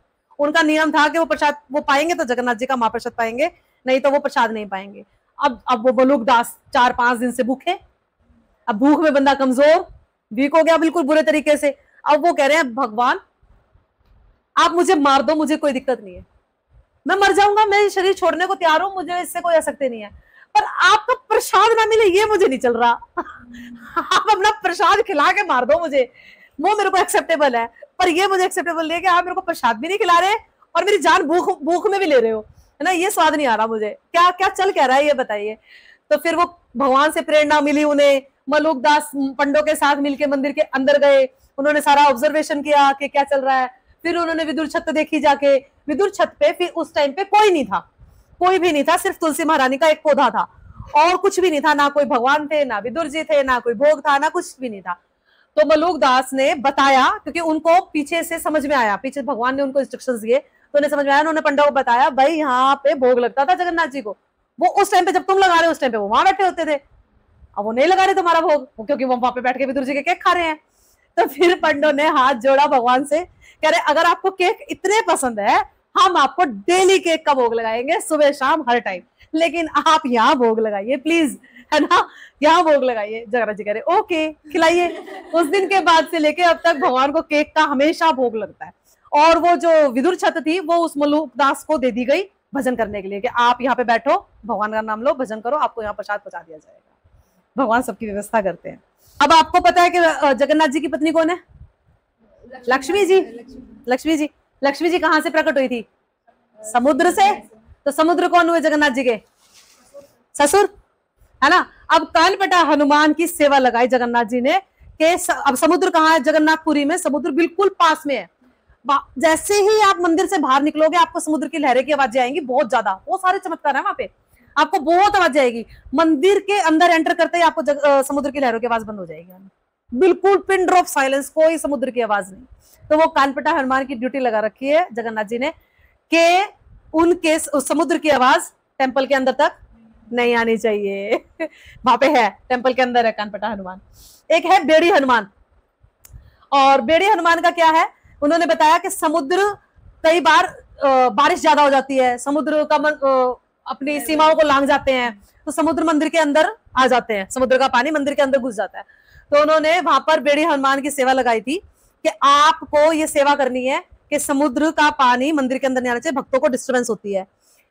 अब एक बार अयोध्या में सीता मैया ने राम जी के लिए बहुत सुंदर सुंदर भोग बनाए और हनुमान जी को पता लग गया, हनुमान जी तो हनुमान जी है, चले गए अयोध्या, भाग गए, पीछे से समुद्र का पानी जगन्नाथ पुरी के अंदर, मंदिर के अंदर, श्री मंदिर के अंदर आ गया। अब जगन्नाथ जी ने देखा पानी तो आ गया, हनुमान का है। अब हनुमान जी आए आराम से सीता मैया के प्रसाद को पाके, खूब प्रेम को पाके आराम से मचकते मचकते आराम से आए, बिल्कुल आराम से नृत्य करते हुए। कह रहे कहाँ थे भाई? कह रहे वो सीता मैया ने प्रसाद बनाया था, राम जी के प्रसाद को पाने गया था। तो फिर यहाँ पे क्या, यहाँ पे आपकी सेवा थी, बेड़ी डालो इनको। हनुमान जी के पाँव में बेड़ी डाल दी, जबकि हनुमान जी के पाँव में कोई बेड़ी नहीं डाल सकता, लेकिन जगन्नाथ जी डाल सकते हैं क्योंकि राम जी के भक्त हैं हनुमान जी। राम जी कौन? स्वयं जगन्नाथ जी, तो वो डाल सकते हैं। तो सिर्फ जगन्नाथ जी के प्रेम की बेड़ी से बंधे हुए हनुमान जी वहां पे, जो समुद्र को अंदर नहीं आने देते किसी भी प्रलय में। और ऐसा बोला जाता है कि किसी भी प्रलय में जगन्नाथ टेम्पल का कोई प्रलय नहीं होगा, ये हमेशा था, हमेशा है और हमेशा रहेगा। जगन्नाथ जी के विग्रह कभी डिस्ट्रॉय नहीं होंगे। ऐसा एक थे चार चक्री हनुमान, एक कानपटा हनुमान, एक बेड़ी हनुमान, एक है चार चक्री हनुमान। यहाँ पता लगेगा अभी चार चक्री हनुमान का। सुदर्शन जी को एक बार घमंड हो गया, मैं सुदर्शन, है ना, मैं कुछ भी कर सकता हूं, घूमूंगा और फिर सब खत्म। अब ये बात पहुंच गई भगवान के कानों तक, जगन्नाथ जी के कानों तक। नहीं नहीं नहीं नहीं नहीं, सुदर्शन नो घमंड, नॉट एट ऑल, घमंड तो टिकने नहीं दिया कभी किसी का। तो उन्होंने क्या करा, हनुमान जी का आह्वान किया जगन्नाथ जी ने, और ये चार चक्री हनुमान प्रकट हुए। अब सुदर्शन एक चक्री, हनुमान जी चार चक्री, कैसे टिकेंगे, है ना, नहीं टिके। युद्ध हुआ तो सुदर्शन जी ध्यान बोल गए। अब सुदर्शन, हाँ क्या हुआ कि हनुमान जी का जब उन्होंने बुलाया जगन्नाथ जी ने ऐसे कि आप आओ मुझसे मिलके जाओ, तो हनुमान और सुदर्शन जी को बोल दिया जाओ दरवाजे पे खड़े हो जाओ, किसी भी अनजान को अंदर नहीं आने देना, ठीक है। और चार चक्री हनुमान आ गए। अब हनुमान जी को तो ये हो रहा है कि मेरे प्रभु ने मुझे बुलाया है, उधर सुदर्शन जी को हो रहा है कि किसी को अंदर नहीं जाने देना है, दोनों भिड़ गए, ऐसे लड़ाई हुई। तो जब दोनों का युद्ध हुआ तो उसमें जगन्नाथ जी सुदर्शन जी को का घमंड टूट गया, क्योंकि चार चक्री हनुमान जीत गए उनसे। अब जब चार चक्री हनुमान अंदर आए तो जगन्नाथ जी ने पूछा कोई कष्ट तो नहीं हुआ? कह रहे नहीं कोई खास नहीं, बस बाहर आपके सुदर्शन मिले थे, निपटा दिया, हो गया हो गया, सारा मैटर क्लोज कर दिया हमने उनका। तो फिर सुदर्शन जी को बुलाया गया, जगन्नाथ जी ने बुलाया, तो कह रहे ये क्या हालत बना रखी है, कह रहे ये 4 चक्री हनुमान ने मेरा सारा कर दिया। बोले कि ठीक है, अब तुम्हारी यही सजा है कि तुम डंडा बन के ऐसे चिपके हुए से, दबके हुए से मेरे पास रहोगे, कोई चक्र वक्र नहीं, कोई शक्ति नहीं, कुछ नहीं। अब सुदर्शन जी बोले ऐसा तो मत करो प्रभु, क्या मेरी सारी सेवाएं छीन ली आपने, मैं कुछ भी नहीं कर पाऊंगा अब आपके लिए। जगन्नाथ जी बहुत दयालु है, बोले नहीं नहीं, ऐसा तो नहीं हो सकता कि मैं आपकी सारी सेवाएं छीन लूं। तो अब आपको मैं और जो मंदिर है मेन, मंदिर के ऊपर जगह देता हूँ, है ना, वहां पे जो और साथ में उनको ये भी दिया कि जो आपके दर्शन कर लेगा सुदर्शन जी के, मान लो उसको मेरे दर्शन हो गए। इतना बड़ा वरदान सुदर्शन जी के लिए। तो यानी कि भगवान ने पहले उनको सीधा किया और फिर उनको ब्लेस भी किया। भगवान के दोनों ही काम है, पहले सीधा करना और फिर उसको आशीर्वाद देके उसको उभारना, है ना। तो हम कभी ये ना सोचे कि हमें इतना कष्ट, इतना दुख क्यों मिल रहा है, ये हमारे प्रारब्ध है ना। लेकिन हम ये सोच के खुश होए कि कृष्ण ने पकड़ रखा है, प्रारब्ध निकल जाएंगे, है ना, निकलेंगे ऐसे ही दुखी कष्ट पाके, है ना। ठीक है, आगे चलते हैं। हाँ, ये 4 चक्री हनुमान को तपस्वी हनुमान भी बोला जाता है। अगर आप कभी पुरी जाओ, आपको या तो 4 चक्री हनुमान दिख नहीं रहे, इन्हें तपस्वी हनुमान भी बोला जाता है। एक रामदास नाम के व्यक्ति थे, बहुत गरीब थे, बहुत गरीब थे, और उन्होंने सुना था कि पुरी में श्री मंदिर में एक विग्रह है जगन्नाथ जी की, उनसे कुछ भी मांगो तो पूरी हो जाती है, सारी विशेष पूरी हो जाती है। मैं भी देखता हूँ, जाके ट्राई करता हूँ, मांगता हूँ। तो वो रोज सुबह जाते, हे भगवान धन दे दो, धन दे दो, धन दे दो, धन दे दो, ऐश्वर्य दे दो, धन दे दो, जीविका के लिए जीविकोपार्जन दे दो, दे दो करके, है ना। और तो क्या हुआ कि एक दिन शाम को वो समुद्र के किनारे खड़े थे और उन्होंने देखा समुद्र से एक 18 फीट का व्यक्ति चलता हुआ आ रहा है, समुद्र दूर से। और 18 फीट का व्यक्ति जैसे जैसे जैसे जैसे उस रामदास के नजदीक आता गया, उसकी हाइट छोटी होती गई, छोटी होती गई, छोटी होती गई। अब जब वो बिल्कुल नजदीक आ गया तो वो नॉर्मल 6 फुट का हो गया। अब नॉर्मल 6 फुट का हो गया तो रामदास उसके पीछे पीछे जा रहे, तुम कौन हो, तुम कौन हो, प्लीज बताओ ना कौन हो, बताओ ना, मैंने तुम्हें 18 फुट का देखा था, तुम माया भी हो, तुम 6 फुट के भी हो गए हो यहाँ पे आते आते। तो पीछे पड़ गया। अब जो वो व्यक्ति थे उन्होंने बताया, मैं विभीषण हूं। कौन विभीषण? मैं लंका से आया हूं। क्यों आए हो? जगन्नाथ जी के दर्शन करने, भगवान के दर्शन करने। तो कह रहे अच्छा, लंका से आए हो दर्शन करने, जगन्नाथ जी के दर्शन करने, ऐसा क्या स्पेशल है, चलो। अब वो ब्राह्मण छुप छुप के देख रहा। अब जो ये विभीषण थे वो कहां गए? चैतन्य महाप्रभु से मिलने गए। चैतन्य महाप्रभु बैठे थे अपने भक्तों के साथ, और जब वो मिलने गए तो महाप्रभु ने उन्हें पहचान लिया।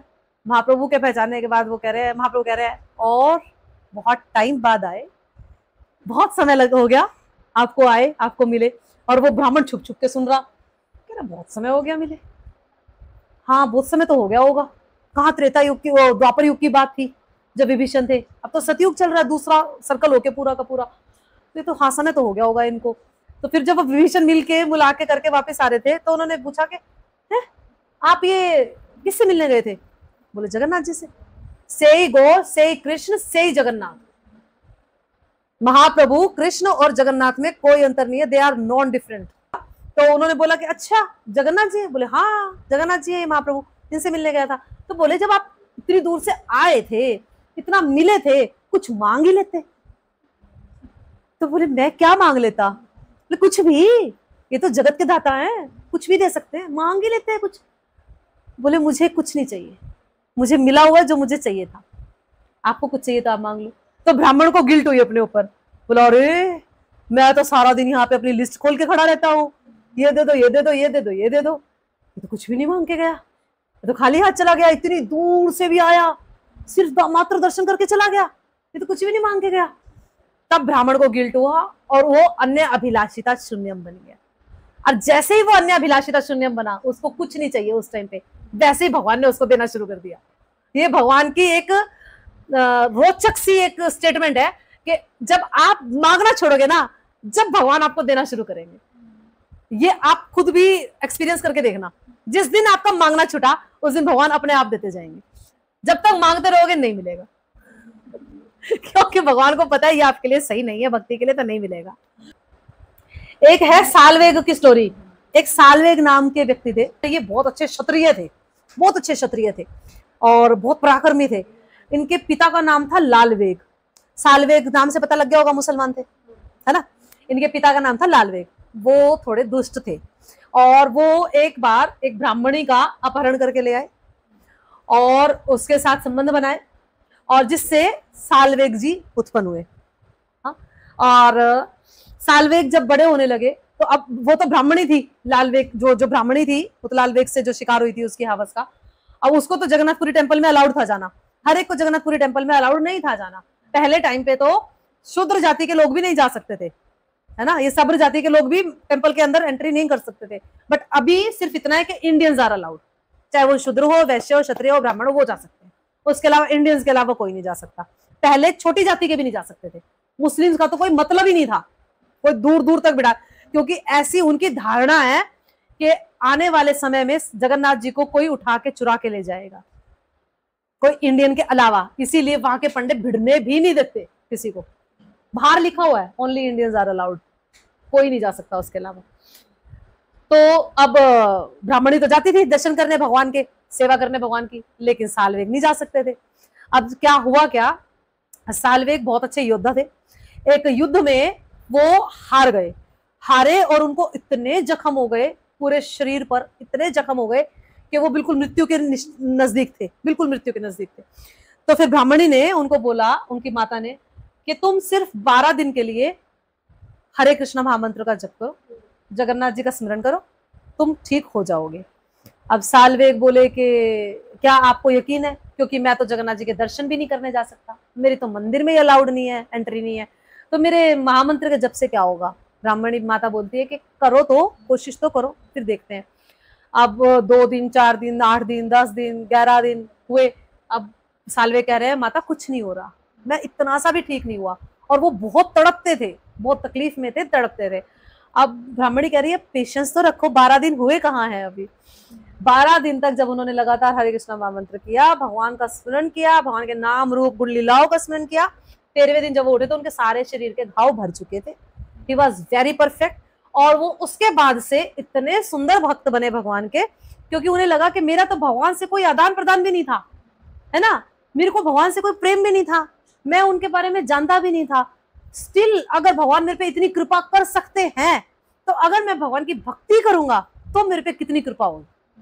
ऐसा सोच के साल्वेग भगवान के बहुत सुंदर भक्त बने, और वो इतने सुंदर भक्त बने, अब उन्हें अब थे तो वो मुस्लिम, वो जगन्नाथपुरी टेम्पल में नहीं जा सकते, तो उन्हें लगा कि मैं यहाँ दर्शन नहीं कर सकता तो क्या हुआ, मैं वृंदावन जाके दर्शन करता हूँ, बात तो एक ही है, सही गौर सही कृष्ण सही जगन्नाथ।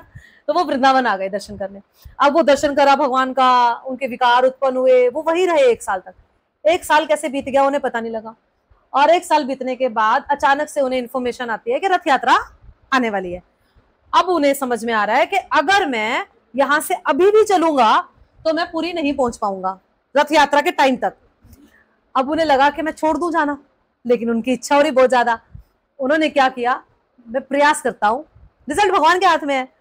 तो अब उन्होंने प्रयास कैसे किया, उस टाइम पे वृंदावन से उड़ीसा जाने के लिए ट्रेन नहीं होती थी, तो उन्होंने क्या मार्ग अपनाया, वो पैदल चले, और चले नहीं, वो भाग रहे थे वो उड़ीसा तक जाने के लिए, दौड़ दौड़ के कई रात वो सोए नहीं, कई दिन उन्होंने खाना नहीं खाया, पानी पिया नहीं पिया, क्योंकि उन्हें रथ यात्रा पे जाना था। अब वो जिस दिन पहुंचे उस दिन 9वां दिन था। 9वां दिन मैंने कब बताया, गुंडीचा से श्री मंदिर तक आते हैं भगवान, वापस आते हैं।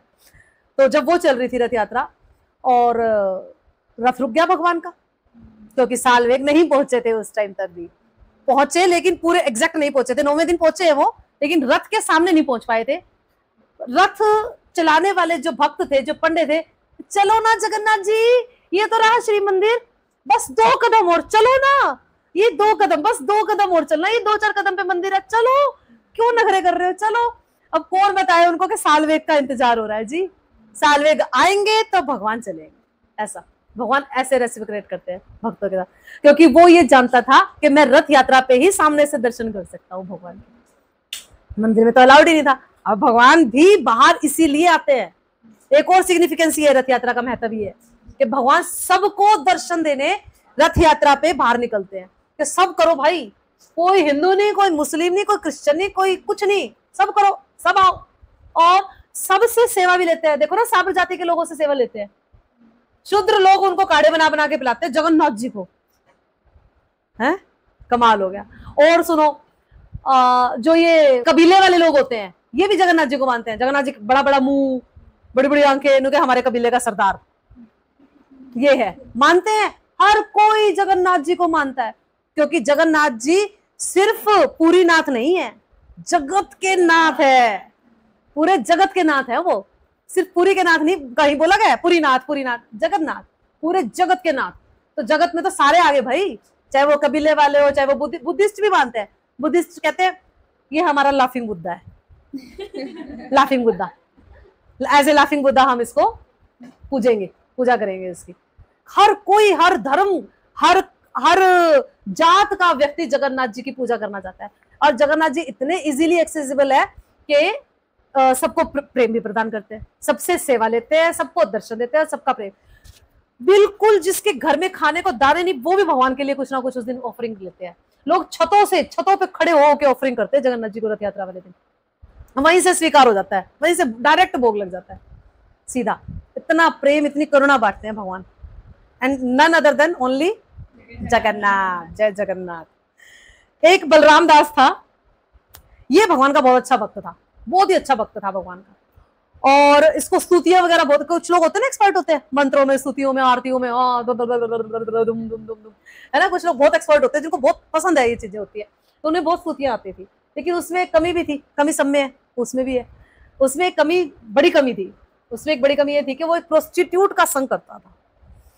और ऐसा हुआ कि वो पुरी में था, और पुरी में जब रथ यात्रा निकल रही थी, एग्जैक्ट उसी टाइम पे वो एक रूम में प्रोस्टिट्यूट का संग कर रहा था। और जैसे ही उसने रथ यात्रा की आवाज सुनी, नगाड़े सुने, वो बिगुल सुने, तो उसके कानों में गए, तो उसको लगा अरे नीचे भगवान रथ में सवार है मुझे दर्शन देने के लिए, मैं यहाँ कितनी निकृष्ट स्थिति में, है ना, बैठा हूं। तो वो जैसी स्थिति में था, यूं का यूं दर्शन करने गया जगन्नाथ जी के। और पहले ऐसे इतने रिस्ट्रिक्शंस नहीं होते थे जितने अब होते हैं। अब तो आप पहुंच ही नहीं सकते जगन्नाथ जी तक। तो पहले लोग क्या करते थे, जो भी जगन्नाथ जी को हक करते थे जाके, हर कोई, चाहे वो कोई सी भी जाति का हो, गया और जगन्नाथ जी को हक किया, गया और जगन्नाथ जी को हक किया। फिर वो पंडों ने इस रूल को बदल दिया। पंडे बोले भाई ये क्या हो रहा है, कोई भी ऐरा गहरा नत्थु खैरा आ रहा है और जगन्नाथ जी को हक कर रहा है। इतने भी इजी नहीं है हमारे जगन्नाथ जी, इतने भी चीप नहीं है। तो उन्होंने फिर रिस्ट्रिक्शंस लगा दिया, भाई दूर से प्रणाम होगा सिर्फ, और कुछ नहीं। कैमरे को जूम कर करके देख लो, हो गया तुम्हारा, इतना ही है औकात में, इतना करो, है ना। अब ये गया जो प्रोस्टिट्यूट के साथ था, क्या नाम था इसका, बलराम दास, है ना। इसके मुंह से पान की पीक निकल रही है, इसकी धोती चिप इधर उधर फैल रही है, पटका उतरी है ही नहीं कुछ, बाल खिने हुए हैं, गलत अवस्था से आया था ये निकल के। अब जाके इन्हें जगन्नाथ जी के बिल्कुल सामने बैठ के स्तुतियां शुरू कर दी करनी। अब पंडे देख रहे हैं ये तो अस्त व्यस्त है, चारों तरफ से त्रस्त है, इसको निकालो यहाँ से, ये डिजर्व नहीं करता दर्शन करना और स्तुतियां करना। पंडों ने उठा दिया। अब वो कह रहा है कि स्तुति तो करने दो, इसे तो कंप्लीट करने दो, मैं जगन्नाथ जी के लिए बोलने आया हूँ, हो रखी है, निकल यहाँ से, है ना। तो वो बलराम दास वहां से चले गए और वो उदास हो गए, समुद्र के किनारे गए। वो इतने दक्ष थे कि उन्होंने रेत से जगन्नाथ जी का कार्ट बना दिया, चैरियट बना दिया, रथ बना दिया। और रेत से रथ बनाने के बाद वो नाचने खूब जोर से, जय जगन्नाथ जय जगन्नाथ। अब जगन्नाथ जी को क्या है, बलराम दास पुकार रहा है, जाता हूं जगन्नाथ जी चले गए उसके रेत के रथ में। उन्हें देखा कि जगन्नाथ जी स्वयं आ गए मेरे रेत के रथ में। वो और उछलना, भाव विभोर हो गया, उछलना शुरू हो गया। अब पंडे देख रहे किसका रथ निकाले, बंदा ना बंदे की जात, जगन्नाथ जी तो दिख ही नहीं रहे यहाँ पे, किसका रथ निकाले, यात्रा किसकी निकाले। वो गए राजा के पास, राजा सारी समस्याओं का हल करेगा। राजा कह रहा ढूंढो भाई ढूंढो, क्या हुआ, कैसे हुआ। भाग रहे हैं, ढूंढ रहे हैं सारे पूरी में। तो देखा तो समुद्र के किनारे वो बलराम दास नाचे जा रहा है रेत के रथ में, जगन्नाथ जी बैठे हैं अपने आराम से, है वो एंजॉय कर रहे हैं। अब वो पंडे कह रहे हैं भाई साहब दे दो इन्हें, थोड़ी यात्रा निकाल ले, हम भी थोड़ा, हम भी पुण्य कमा ले, हम भी भक्ति कर ले, प्रेम निकाल ले, तुम्हारा तो प्रेम इतना, दे दो इन्हें, जब हमारे कहने से तो आने नहीं, तुम ही दे दो। तो बलराम दास कह रहे हैं भगवान आपने बहुत कृपा की, अब आप इनके रथ पे जाइए और सवार होइए और अपनी यात्रा निकलवाइए। तो भगवान वापस उस रथ पे आए। और ये बलराम दास का प्यार था भगवान के लिए, भगवान का प्यार था बलराम दास के लिए। शिक्षा, कितनी भी कमी हो भक्त में, अगर वो हृदय का साफ है तो भगवान उसके है। और कमियां चल जाएगी, क्रोध आता है, भगवान कह रहे कोई ना, 2 और 4 चट्टू फालतू मार के आएगा किसी के।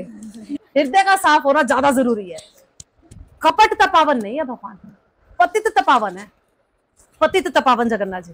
पतित हो आप, यानी कि आप झूठ बोलते हो, आप में अहंकार है, आप में गुस्सा ज्यादा है, आप में इंद्रिय तृप्ति की भावना बहुत ज्यादा है, वो चलेगा।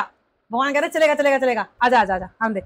लेकिन कपट नहीं चलेगा, सरलता चाहिए। भगवान कह सरल होना चाहिए तू, 100 कमी हो तेरे अंदर। उसका हृदय साफ था, चाहे वो प्रोस्टिट्यूट का संग करता था, लेकिन फिर भी भगवान उसके रथ पे गए, मिट्टी के रथ पे, है ना। ये शिक्षा है। तो अगर हमें समझ में आना चाहिए, अब हम इतने बड़े हो चुके हैं कि कपट किसको बोलते हैं, है ना। किसी को दुखी देखना और खुश होना सबसे बड़ा कपट है, ईर्ष्या है। दूसरा, जब हम चीजों को एज इट इज नहीं पेश करते हैं, कपट है। स्वार्थ में और कपट में भी फर्क होता है ना। स्वार्थी से तो आप निस्वार्थ हो जाओगे, कपटी से अकपटी होना बड़ा मुश्किल है। तो जो छलिया, जो दुर्योधन था ना, छल करने वाला ना, माइंड में उसके षड्यंत्र चलते थे। पहले मैं मांगूंगा कृष्ण से, अर्जुन ने मांग लिया तो सब कुछ मांग के ले जाएगा। देखा तो अर्जुन ने कुछ ही नहीं मांगा, कृष्ण मांगे, राजी हो गया वो। ओहो, आया तो मैं आपको ही मांगने था, चलो कोई बात नहीं, फिर आपकी अक्षौहिणी सेना ही दे दो। ये इसको बोलते हैं कपट, समझ रहे हैं हम, है ना। हम समझते हैं सब कपट क्या होता है, ईर्ष्या क्या होती है, द्वेष क्या होता है, अहंकार क्रोध क्या होता है, सब समझते हैं हम। तो भगवान कपट तपावन नहीं है, पति तपावन है। ठीक है, आगे चलते हैं। रघुदास की, ये जो रघुदास थे ये राम जी के भक्त थे, बहुत अच्छे, बहुत ही सुंदर राम जी के भक्त थे। और इन्हें पता था कि राम जी और जगन्नाथ जी में कोई डिफरेंस नहीं है। तो ये एक बार जगन्नाथ जी के लिए माला बना के ले जाना चाहते थे फूलों की। अब इन्होंने फूल तो तोड़ लिए बाग से, बहुत सुंदर सुंदर। अब ये इतने निर्धन थे कि इन्हें समझ नहीं आ रहा था कि उसको पिरोंग कैसे, इनके पास धागा नहीं था। तो इन्होंने केले के पत्ते से के बीच का जो स्टेम होता है, तना, उस तने को पतला कर करके इन्होंने उसका धागा बना लिया और उससे इन्होंने माला पिरो दी। माला, अब उड़ीसा के साउथ की तरफ के स्टैंडर्ड्स तो बहुत हाई है, ये तो मैंने भी देखा है। हम भी हर मंदिर में गए और हमने, सॉरी मैं बीच में इंटरप्ट कर रही हूँ, इतनी सुंदर सुंदर, इतनी बड़ी, इतनी मोटी मोटी, इतनी बड़ी बड़ी गार्लैंड्स हमने ऑफर करने के लिए ली भगवान के लिए। वो ऑफर ही नहीं कर रहे पंडित जी, वो कह रहे हैं भाई गिल्ली है, गिल्ली माला ऑफर नहीं करेंगे, बाहर ही छोड़ दे जा रहे हैं। मैंने कहा इसको सुखाओ कहाँ से कैसे सुखाओ, वो जो फूल वाले हैं वो तो गिल्ली करके रखते हैं। कोई एक आधी जगह सूखी थी तो ऑफर करी उन्होंने, ऑफर नहीं करी। इतनी सुंदर सुंदर माला है, मेरी तो 2-3 जगह ही ऑफर हुई होगी, मैं 20 जगह गई थी, कहीं ऑफर नहीं करी। सबने गिली है भाई, गिली नहीं चढ़ाएंगे भगवान, स्टैंडर्ड्स हैं उनके, है ना। तो उन्होंने देखा पंडों ने कि भाई ये तने से कैसे इसने बुन रखा है माला को, कह रहा ये धागा तो अच्छी क्वालिटी का नहीं है, जगन्नाथ जी को तो नहीं लगेगी, सॉरी, साइड में रख दी। उसका दिल टूटा, रघुदास का उसका दिल टूटा बहुत ज्यादा। अब जब उसका दिल टूटा तो वो सोच रहा है कि भगवान मेरे पास व्यवस्था नहीं है, तो यानी आप एक्सेप्ट नहीं करेंगे। तो जगन्नाथ जी भाव विभोर हो गए, पंडे के पास गए, इसके 2 लगाए, अरे भाई माला कहाँ है, अरे कौन सी माला, अरे जो वो रघुदास लेके आया था मेरे लिए। अरे भगवान वो लेके ऐसी अजीब सी माला आया था, कहाँ से पिरो के, पता नहीं क्या था उसके अंदर, अच्छी क्वालिटी का धागा नहीं था। बोले मुझे वही चाहिए, लेके आ, जले क्या, एक्सेप्ट कर ली। और एक्सेप्ट करने के बाद रघुदास ऐसे ही भक्ति करते, सेवा करते करते एक दिन काफी बीमार हो गए और वो जगन्नाथ जी को याद कर रहे, राम जी को याद कर रहे। जगन्नाथ जी गोपाल रूप में, एक लड़के के रूप में जिसका नाम गोपाल था, उसकी सेवा करने आए। जैसे ही जगन्नाथ जी ने रघुदास को स्पर्श किया, रघुदास समझ गए कि ये स्वयं भगवान है, क्योंकि भगवान का स्पर्श नॉर्मल नहीं होता है ना। रघुदास समझ गए कि भगवान है। अब रघुदास की स्थिति इतनी खराब थी कि वो अपना शौच क्रिया भी बेड पे ही करते थे, मलमूत्र भी बेड पे ही त्यागते थे। तो अब उन्होंने कहा भगवान आप आए मेरी सेवा करने। तो जगन्नाथ जी बोले कुछ टाइम की तो बात है, ठीक हो जाओ, उसके बाद तुम करना। तो वो बोले ये तो ठीक है, आप मेरे को नहला रहे हैं, धुला रहे हैं, कपड़े पहना रहे हैं, खाना खिला रहे हैं, ये मलमूत्र साफ करने वाला मुझे नहीं चलेगा भगवान, ये बहुत निकृष्ट सेवा है। भगवान कह रहे हैं तुम मेरे भक्त हो, मैं तुम्हारे लिए कुछ भी कर सकता हूँ, और कुछ भी। और भगवान ने उसकी सेवा की, उसे ठीक किया। जब वो ठीक हो गया तो भगवान ने उसको कहा कि रघु चल राजा के बाग में चोरी करने चलते हैं। भगवान कह रहे क्यों, आपको तो, रघु कह रहा आपको तो सारी दुनिया ऐसे ही भोग लगा देती है, सब आपको पूजते हैं, राजा को एक बार बुलवाओगे, एक बार उसके सपने में आए, पूरा बाग लगा देगा आपके आगे, आपको चोरी करने की क्या जरूरत है। भगवान कह रहे नहीं, जो मजा चोरी करके खाने में है ना, वो मजा अर्पित करे हुए खाने में नहीं है। अब तू चलेगा कि नहीं चलेगा? तो चलो भाई, आप चाह रहे हो तो चलेंगे। राजा के बाग में गए चुपके चुपके। कटहल का पेड़ था, भगवान ने रघु को ऊपर चढ़ा दिया। रघु, मैं नीचे खड़ा हूं, माली आएगा तो मैं इशारा कर दूंगा, आवाज सी कर दूंगा, तू समझ जाइयो, और तू मुझे कटहल फेंक, मैं कैच करूंगा। तो रघु कह रहा नीचे हो ना आप? हाँ हाँ नीचे हूँ। फेंकू? हाँ हाँ फेंक। बस बोल के जगन्नाथ जी गायब। कटहल गिरा ऊपर से, धो, इतनी जोर की आवाज आई, सारे सिपाही आ गए। कटहल जैसे नीचे गिरा, बाग के माली आए वो सारे, और वो रघु को राजा के पास ले गए बांध के। राजा जानता था कि रघु में कपट नहीं है। हरे कृष्णा हरे कृष्णा। राजा जानता था कि रघु बहुत दिल का साफ है ना, और राजा जानता था कि रघु की भक्ति भी बहुत स्ट्रांग है। अब राजा ने बोला कि ऐसी क्या मजबूरी थी जो तूने चोरी की? मैंने नहीं की, जगन्नाथ जी ने कराई। राजा बोला भाई झूठ तो नहीं बोलता ये, है ना, देखा तो मैंने इसको नहीं कभी झूठ बोलते हुए जिंदगी में, लेकिन ऐसा कैसे हो सकता है? क्या सच्ची? बोले फिर गए कहाँ? मुझे क्या पता, मुझे बोले कि कटहल फेंक, मैंने नीचे फेंक दिया, वो गायब हो गए। इतनी जोर की आवाज आई, माली मेरे को पकड़ लाया आपके पास। मुझे क्या पता कहाँ गए, मेरे से पूछ के थोड़ी गए, मेरे को बता के थोड़ी थे, खुद बोले थे चोरी करके खाएंगे, तो मैं उनके कहने से आ गया, ये मेरी इतनी गलती है बस। राजा बोला ठीक है, मैं आपको आजाद करता हूँ, क्योंकि मैं आप पे विश्वास करता हूँ, आप भगवान के बहुत सुंदर भक्त हो, आप कभी झूठ नहीं बोलते हो। ये देखो ऐसे जा रही है लड़की, आप भगवान के बहुत सुंदर भक्त हो, है ना, मैं आपको आजाद करता हूँ, पर आगे से कटहल की चोरी फिर से मत करना। अरे मैंने नहीं की, है ना, आप इसको तो समझो ना राजा जी, मैंने नहीं की, मेरा कोई हाथ नहीं है, वो ही लेके आए थे, अब चले गए मेरे ऊपर नाम लगा के सारा। राजा कहते ठीक है आपने नहीं की, अब आप चले जाएं और अपनी भक्ति करें। ऐसा करके रघु को राजा ने आजाद किया। एक राजा थे, राजा जयसिंह, और उनकी पत्नी थी चंद्रावली।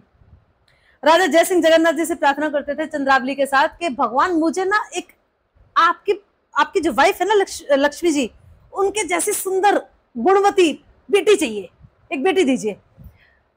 भगवान कह रहे थे तथास्तु। भगवान ने उनको एक बेटी दी जिसका नाम हुआ विष्णुप्रिया, और विष्णुप्रिया बहुत गुणी थी, बहुत सुंदर थी, भगवान की बहुत सुंदर भक्त थी। और एक बार ऐसा हुआ कि चंद्रावली, जैसे विष्णुप्रिया धीरे धीरे बड़ी हो रही थी तो चंद्रावली बीमार हो गई काफी। अब चंद्रावली बीमार हुई, विष्णुप्रिया ने उनकी बहुत सुंदर सेवा की, सेवा कर रही थी, तो चंद्रावली से मिलने के लिए बहुत सारे लोग आते थे, क्योंकि रानी थी, रानी से मिलने के लिए तो बहुत सारे लोग आने थे। जब लोग आ रहे जा रहे थे तो वो सारे जगन्नाथ जी, पहले ना लोग गॉसिप नहीं करते थे, पहले लोगों को ये नहीं करना होता था तेरा क्या चल रहा है मेरे क्या चल रहा है, वो जगन्नाथ जी की बात करते, वो सिर्फ बात ही भगवान की करते थे। राम राज्य कैसे था? क्योंकि राम जी की चर्चा थी, अभी करो भगवान की चर्चा, बन जाएगा राम राज्य, बस इतना ही है, इतना ही फर्क लाना है, जो फालतू की बकवास सारी पजलपा छोड़ के हमें सिर्फ भगवान की बात करनी है, हो गया राम राज्य। तो जगन्नाथ जी की चर्चा कर रहे, विष्णुप्रिया ने सुना, ये तो बड़ी तारीफें कर रहे हैं जगन्नाथ जी की।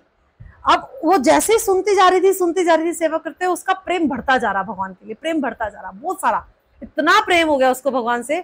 अब वो राजकुमारी, अब वो ये सोच रही है कि आप तो तीनों जगत के नाथ हो, है ना, अब मैं आपको क्या दूं, मुझे आपको गिफ्ट देना है, मैं आपको कुछ देना चाहती हूँ, पर मैं आपको क्या दूं भगवान, मेरे पास तो कुछ भी ऐसा नहीं है जो आपके पास ना हो। बहुत सोचने के बाद विष्णुप्रिया ने एक सोने का बक्सा दिया और कहा कि ये भगवान को, जगन्नाथ जी को ऑफर कर दो। पंडों तक पहुंचा बक्सा, पंडों को, अब एक पंडित जो वरिष्ठ ब्राह्मण थे उनको लगा खोल के देख लूं क्या है, चल नहीं देखता, चल देख लेता हूं आखिर आया ही क्या है।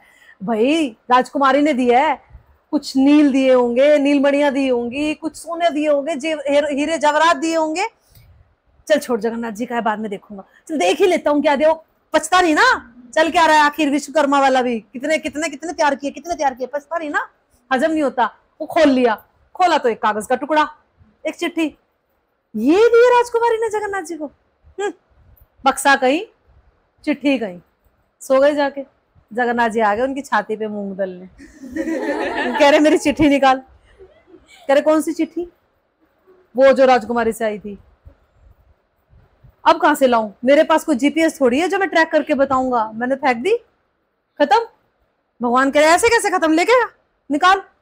अरे भगवान वो खत्म, उसमें कुछ भी नहीं था, कागज का टुकड़ा था। भगवान कह रहे तूने तो फेंक दी, मैंने संभाल रखी है। सुबह जब तू आएगा मेरी पूजा करने तो मेरे हृदय पे लगी होगी वो, उसे खोलियो और सबके सामने पढ़ियो। सुबह आए पुजारी सेवा के लिए, आए तो जगन्नाथ जी के हृदय पे लगी हुई थी। उन्होंने उतारी, उसको पढ़ा खोल के, तो उसमें राजकुमारी कह रही है कि हे प्रभु, हे प्रिय, मैं आपको अपना दिल देती हूँ, मैं आपको और कुछ नहीं दे सकती। सारी दुनिया की वस्तुएं आपके पास है, इवन मैं खुद भी आपकी हूँ।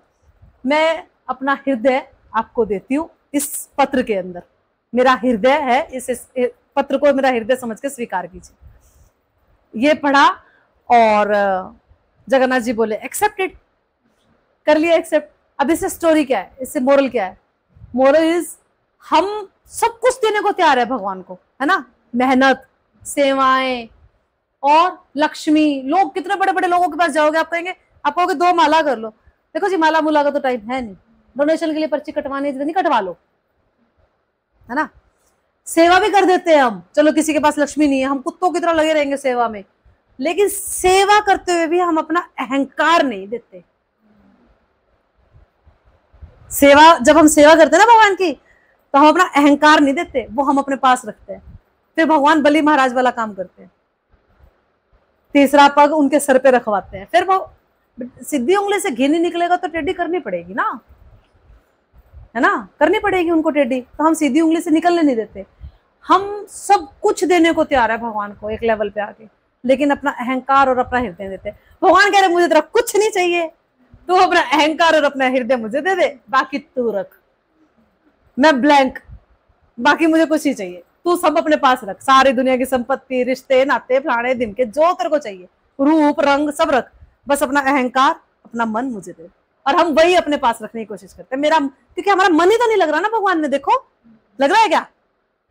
नहीं लग रहा भाई, उतना नहीं लग रहा जितना भगवान चाह रहे हैं कि लगना चाहिए, उतनी क्वांटिटी में नहीं लग रहा ना, तो हम मन अपने पास रख रहे हैं ना, हम उनको देंगे तो लगेगा ना। अब वो कह रहे हैं कि मुझे दे दे, हम कह रहे हैं नहीं, मन के अलावा सब कुछ दे दूंगी मैं अपना टाइम दे दूंगी, मैं 64 माला कर लूंगी, पर मन नहीं दूंगी, है ना, मैं सेवा कर दूंगी लेकिन अहंकार नहीं दूंगी। देख लो, मन और अहंकार आपको अपना हृदय देना पड़ेगा, तब तक भगवान आपके नहीं बनेंगे। एक प्रभुदास थे, भगवान को जगन्नाथ जी को पान का भोग लगाते थे प्रभुदास। तो प्रभुदास कैसे लगाते थे? कृष्ण बलराम 2 लड़के बन के मंदिर से निकलते थे, प्रभुदास के पान की शॉप पे घर पे जाते थे, उसके पास पान खा के आते थे। तो ये चीज एक बलराम दास थे, उन्होंने देख ली, 2 लड़के डेली टेम्पल से निकलते हैं, काला और सफेद, और वापस आते हैं तो इनके पान के पीक लगे होते हैं भाई मुंह पे, कौन है, कहाँ जा रहे हैं, क्या कर रहे हैं, चलो पीछा करो। तो बलराम दास गए पीछे पीछे और प्रभुदास की कुटिया में पहुंच गए। अब प्रभुदास से पूछा, तुम्हें पता है ये दोनों कौन आते हैं? बोले नहीं। बोले फिर कैसे देते हो? पैसे लेके। बोले इनके पास पैसे भी नहीं होते, कहते हैं हमारे पास पैसे नहीं है, दे दो ना। मैं दे देता हूँ। कह रहे अगली बार मत दियो, अगली बार इनसे इनकी चद्दर वद्दर जो ये ओढ़ के आते हैं ना, ये जो सिल्क की चद्दरें, ये रखवाइयो, ठीक है, कल आएंगे ना, ये चद्दरें रखवा लियो इनसे। प्रभुदास बोले ठीक है, रखवा लूंगा। अब कल फिर आए काला और सफेद लड़का, अब पैसे मांगे, फिर वही पैसे नहीं है, कह रहे चद्दर दे दो, ना चद्दर ले लो जी, दे दी चद्दर। अब दे दी चद्दर, तो अगले दिन बलराम दास क्या देख रहे हैं, जब पंडित सेवा के लिए पट खोला, कृष्ण बलराम को यानी कि जगन्नाथ जी और बलदेव जी को चद्दर ही नहीं है। कह रहे सिल्क की चद्दर थी, कहाँ गई, इतनी महंगी चद्दर थी, कहाँ गई, भगवान की चद्दर में तो सोने की जरी लगी हुई थी, कहाँ गई, किसने चुराई, किसने चुराई। सारे में हाहाकार मच जाता है अगर जगन्नाथ जी की कोई भी चीज इधर उधर हो जाती है तो, सारे पंडित पूरा मंदिर छान मारते हैं, कहाँ गई, अड़ोसी पड़ोसी छान मारते हैं, किसके पास गई, किसके पास गई। तो देखा तो प्रभुदास के पास गई। अब प्रभुदास कह रहा कि मैंने चोरी नहीं की। वो कह रहे हो तो हमें भी पता है, टेम्पल से कैसे निकाल के लाएगा तू, आई कहाँ से? वो काला और सफेद लड़का आता था रोज पान खाने के लिए, अब मैं थक गया था उससे पान खिलाते खिलाते, मैंने कुछ सेवा मांग ली तो वो चद्दर रख गई अपने पास, मेरे पास।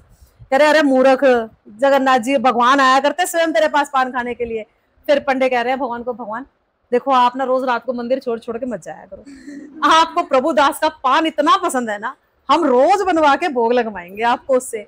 जब तक प्रभुदास जिंदा थे उनके हाथ का पान बन के जगन्नाथ जी को जाता था, उनके जाने के बाद भी ये परंपरा आज तक चल रही है, वो पान आज भी जाता है, वैसा ही पान बन के भगवान को भोग लगता है। मतलब एक परंपरा चल गई तो वो चल गई, और भगवान अब बस कंडीशन ये है आप मंदिर छोड़ के नहीं जाओगे, हम आपको पान यहीं ला के देंगे। ऐसा ऐसे ही एक लंडी माता की कहानी है, उनका भी यही है कि वो अपने बच्चे की तरह समझती थी जगन्नाथ जी को, और वो सोचती थी भाई ये इतने सारे भोग लगाते हैं रोज रोज, जगन्नाथ जी का डाइजेशन खराब हो जाएगा।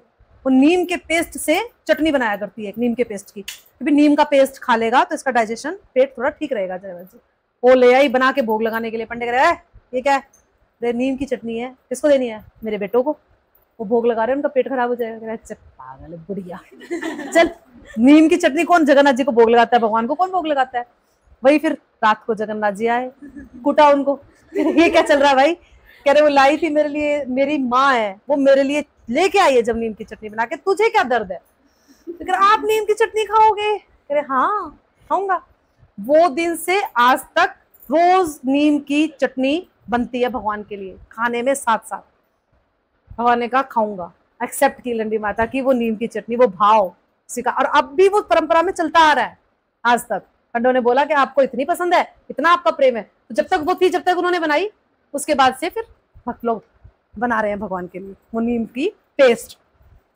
एक करारा देवी की कथा आती है, जिसको जो उठते ही, जिसके पास घर में भी जगन्नाथ जी थे, और जो ना उठते ही भगवान को बिना नहाए धोए बिना पेस्ट करे भोग लगाती थी बना के, और इतना खिचड़ी बनाती थी करारा देवी की खिचड़ी, और जगन्नाथ जी खाने जाते थे उनकी खिचड़ी को। और एक बार एक वैष्णव आए उनके घर पे, और जब वैष्णव आए तो अब जगन्नाथ जी को रोज सुबह जब उठाने के लिए जाते हैं पंडे लोग पूजा के लिए, तो देखते कहीं पापड़ लगा हुआ है जी, कहीं खिचड़ी लगी हुई है जी मुंह पे, कहीं अचार लगा हुआ है, कहीं कुछ लगा हुआ है। उठाने नहीं, आरती करने जाते थे, जब नेक्स्ट आरती करने जाते थे ना, दर्शन आरती, तो वो करने जाते थे, तो कहीं कुछ लगा हुआ है तो कहीं कुछ लगा हुआ है। अब एक वैष्णव उस करारा देवी के घर आए, और उन्होंने बोला अरे तुम ये क्या करती हो? भगवान को तुम बिना नहाए धोए कैसे भी भोग लगा देती हो? पहले नहाओ, अच्छे से अपनी किचन साफ करो, फिर भगवान को हृदय में स्थापित करो, और फिर भोग बनाओ और लगाओ। तो करारा देवी बहुत सरल सी औरत, वो अगले दिन से नहानी शुरू हो गई। अब वो नहा रही है, धो रही है, किचन साफ कर रही है, लेट हो गई वो। उधर जगन्नाथ जी कर रहे हैं। करारा देवी का नाम कर्माबाई पड़ गया था बाद में, तो वो बोल रहे थे जल्दी कर्मा, जगन्नाथ जी बार बार कह रहे थे जल्दी कर्मा, जल्दी कर, मेरी आरती शुरू होने वाली है, जल्दी कर, जल्दी कर्मा। वो जल्दी कर्मा करारा देवी को कर्माबाई बोलना शुरू हो गए सारे। और अब वो जल्दी जल्दी जल्दी जल्दी कर रहे, भागे भागे भागे भागे आए। जब भागे भागे आ रहे थे तो देखा तो पुजारी ने पट खोल दिए, लेकिन जगन्नाथ जी एकदम से स्टैंड हुए आके फटाफट, यहाँ पे position, I will take my position. और जगन्नाथ जी पुजारी कह रहे हैं कि भगवान अगर हम 5 मिनट और पहले कर देते तो आप तो दर्शन ही नहीं देने वाले थे भक्तों को, कहाँ चले जाते हो? बोले भाई वो कर्माबाई खिचड़ी बनाती है मेरे लिए, वो खा के आता हूँ मैं डेली, तो प्रॉब्लम क्या है? बोले प्रॉब्लम ये है कि यहाँ स्टैंडर्ड सारे गिर जाते हैं, आपको खिचड़ी चाहिए, यहाँ आएगी, है ना? कर्माबाई की खिचड़ी आज भी भोग लगती है, वही उसको कर्माबाई की खिचड़ी ही बोल के भोग लगाया जाता है जगन्नाथपुरी में आज भी। एक सेठ था, वो सेठ को लगता था कि सेठ बहुत धनी था, उसको लगता था कि भगवान भोग लगाते हैं, कितना ही भोग लगा लेंगे, मेरे पास बहुत पैसा है, मैं देखता हूं कितना ही खाएंगे, आखिर कितना ही खाएंगे, मैं भी तो देखूं। उन्होंने पंडों को बोला मैं तुम्हें 1 लाख रुपए देता हूँ, जाओ भोग लगाओ। अब पंडे कह रहे वहां पे उस टाइम पे क्या था, ज्यादा से ज्यादा 20-30 रुपए में, 20-30 पैसे में एक सब्जी आ जाया करती थी, 50 पैसे में कुछ मीठा आ जाया करता था, हद मार के 50-60 रुपए का 56 भोग लग जाया करता था। पंडे कह रहे अगर हम 56 के भी 6 की जगह 12 भोग भी लगाएंगे।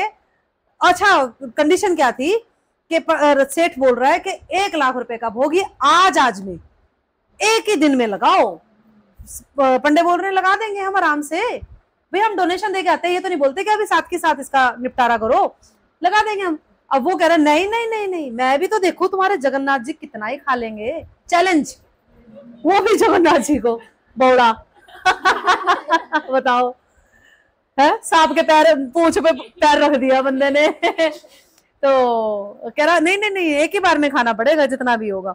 अब पंडे विचार कर रहे हैं, राजा के पास जा रहे हैं, भाई एक ही बार में कैसे 1 लाख रुपए का भोग लगेगा, 1 लाख रुपए के कैसे भोग बनाए, तो कई महीनों तक बनाए तब भी जाके 1 लाख रुपए पूरा नहीं होना है ना, क्या करें? अब बहुत परेशान, बहुत ही ज्यादा परेशान। फिर जगन्नाथ जी के जो वरिष्ठ ब्राह्मण थे उनके सपने में जगन्नाथ जी आते हैं और कहते हैं तुम मेरे लिए भोग क्यों नहीं बना रहे 1 लाख वाला। तो वो कह रहे अरे भगवान 1 लाख का भोग कहाँ से बनाए, कैसे बनाए। बोले मैं बताता हूँ ना कैसे बनाना है। भगवान ने बोला कि हजारों हाथियों में से एक हाथी ऐसा होता है जिसके मस्तक को फाड़ो तो एक मोती निकलता है, उस मोती का पेस्ट बनाओ और मुझे पान जो खिलाओ ना उसमें उसका कत्था लगाओ। भगवान ने पहले उसको सपने में ये बोला कि चल एक पान बना के खिलाओ मुझे। तो ब्राह्मण कह रहे हैं कि जगन्नाथ जी 1 लाख रुपए का पान कैसे खिलाएं, 20-30 पैसे का पान आ जाएगा, उसमें क्या ही ऐसा डालेंगे जो 1 लाख रुपए लग जाए। तो भगवान कह रहे हैं, अब बताया भगवान ने कि हजारों हाथियों में से कोई एक हाथी का मस्तक फाड़ोगे तो वो मोती निकलेगा, उस मोती का पेस्ट बनाओ और उस मोती को कत्था बना के मेरे पान में लगाओ और वो ऑफर करो। अब ब्राह्मण को टेक्निक समझ में आ गई, हो गया सेठ के पास, हाँ भाई सेठ दो पैसे।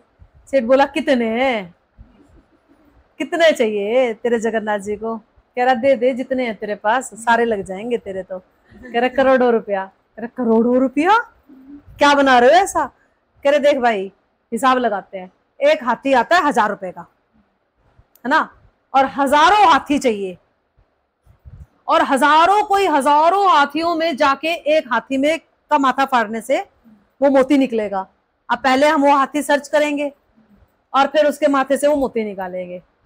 सर्च करने के लिए जो लेबर लगेगी, फिर जो उसको फाड़ेगी वो लेबर, है ना, फाड़ के देखेगी, तो सारा मिला के तेरे तो बन जाते हैं करोड़ों रुपए।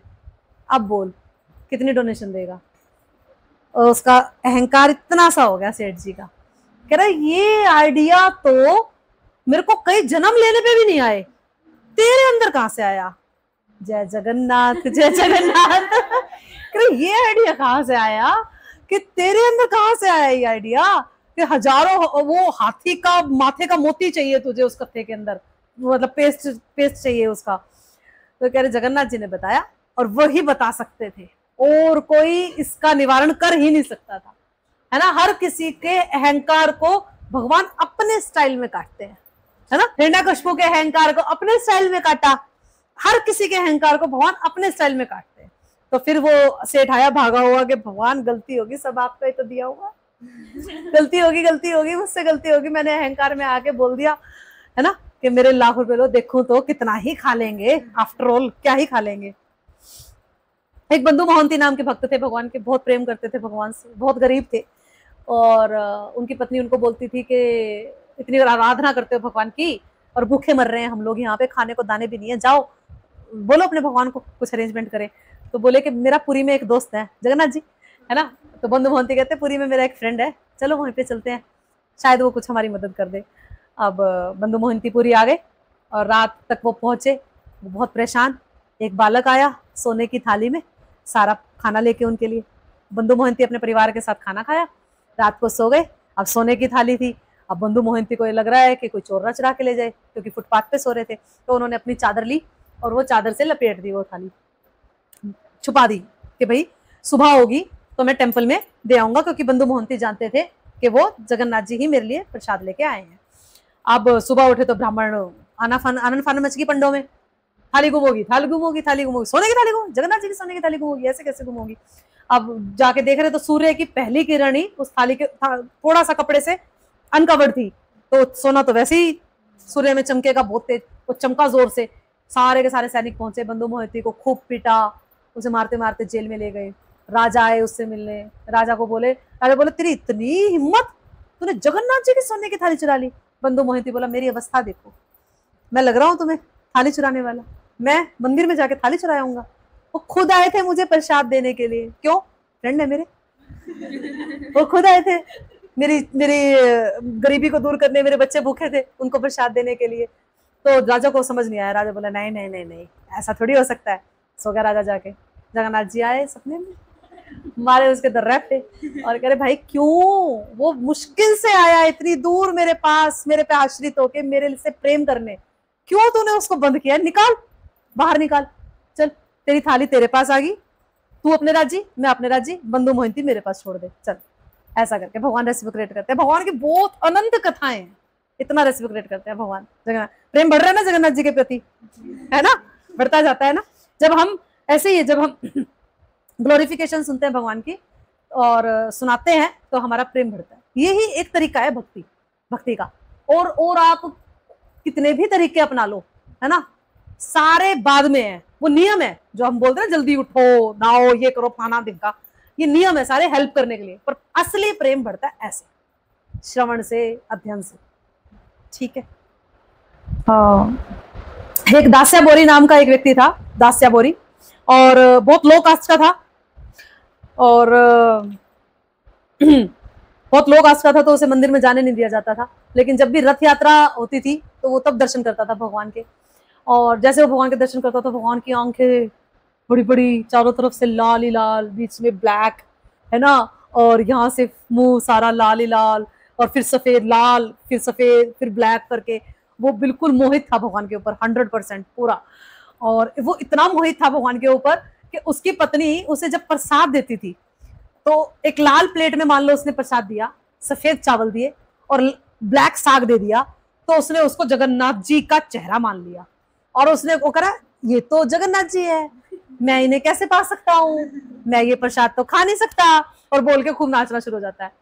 तो अब पत्नी परेशान, भाई ये तो हर जगह जगन्नाथ जी को देख रहा है, और अड़ोसी पड़ोसी देख रहे हैं, सब उनके भाव को इतना देख रहे हैं कि देखो कितना लोग, निम्न श्रेणी का व्यक्ति, लो कास्ट व्यक्ति, जिसको मंदिर में एंट्री भी नहीं है, जो जगन्नाथ जी को सिर्फ साल में एक बार रथ यात्रा पे देखता है, सिर्फ एक बार, है ना, उसके अंदर इतना भाव भगवान को लेके कि वो खाने की प्लेट में जगन्नाथ जी को देख पा रहा है, और वो भाव भी बोर हो रहा है।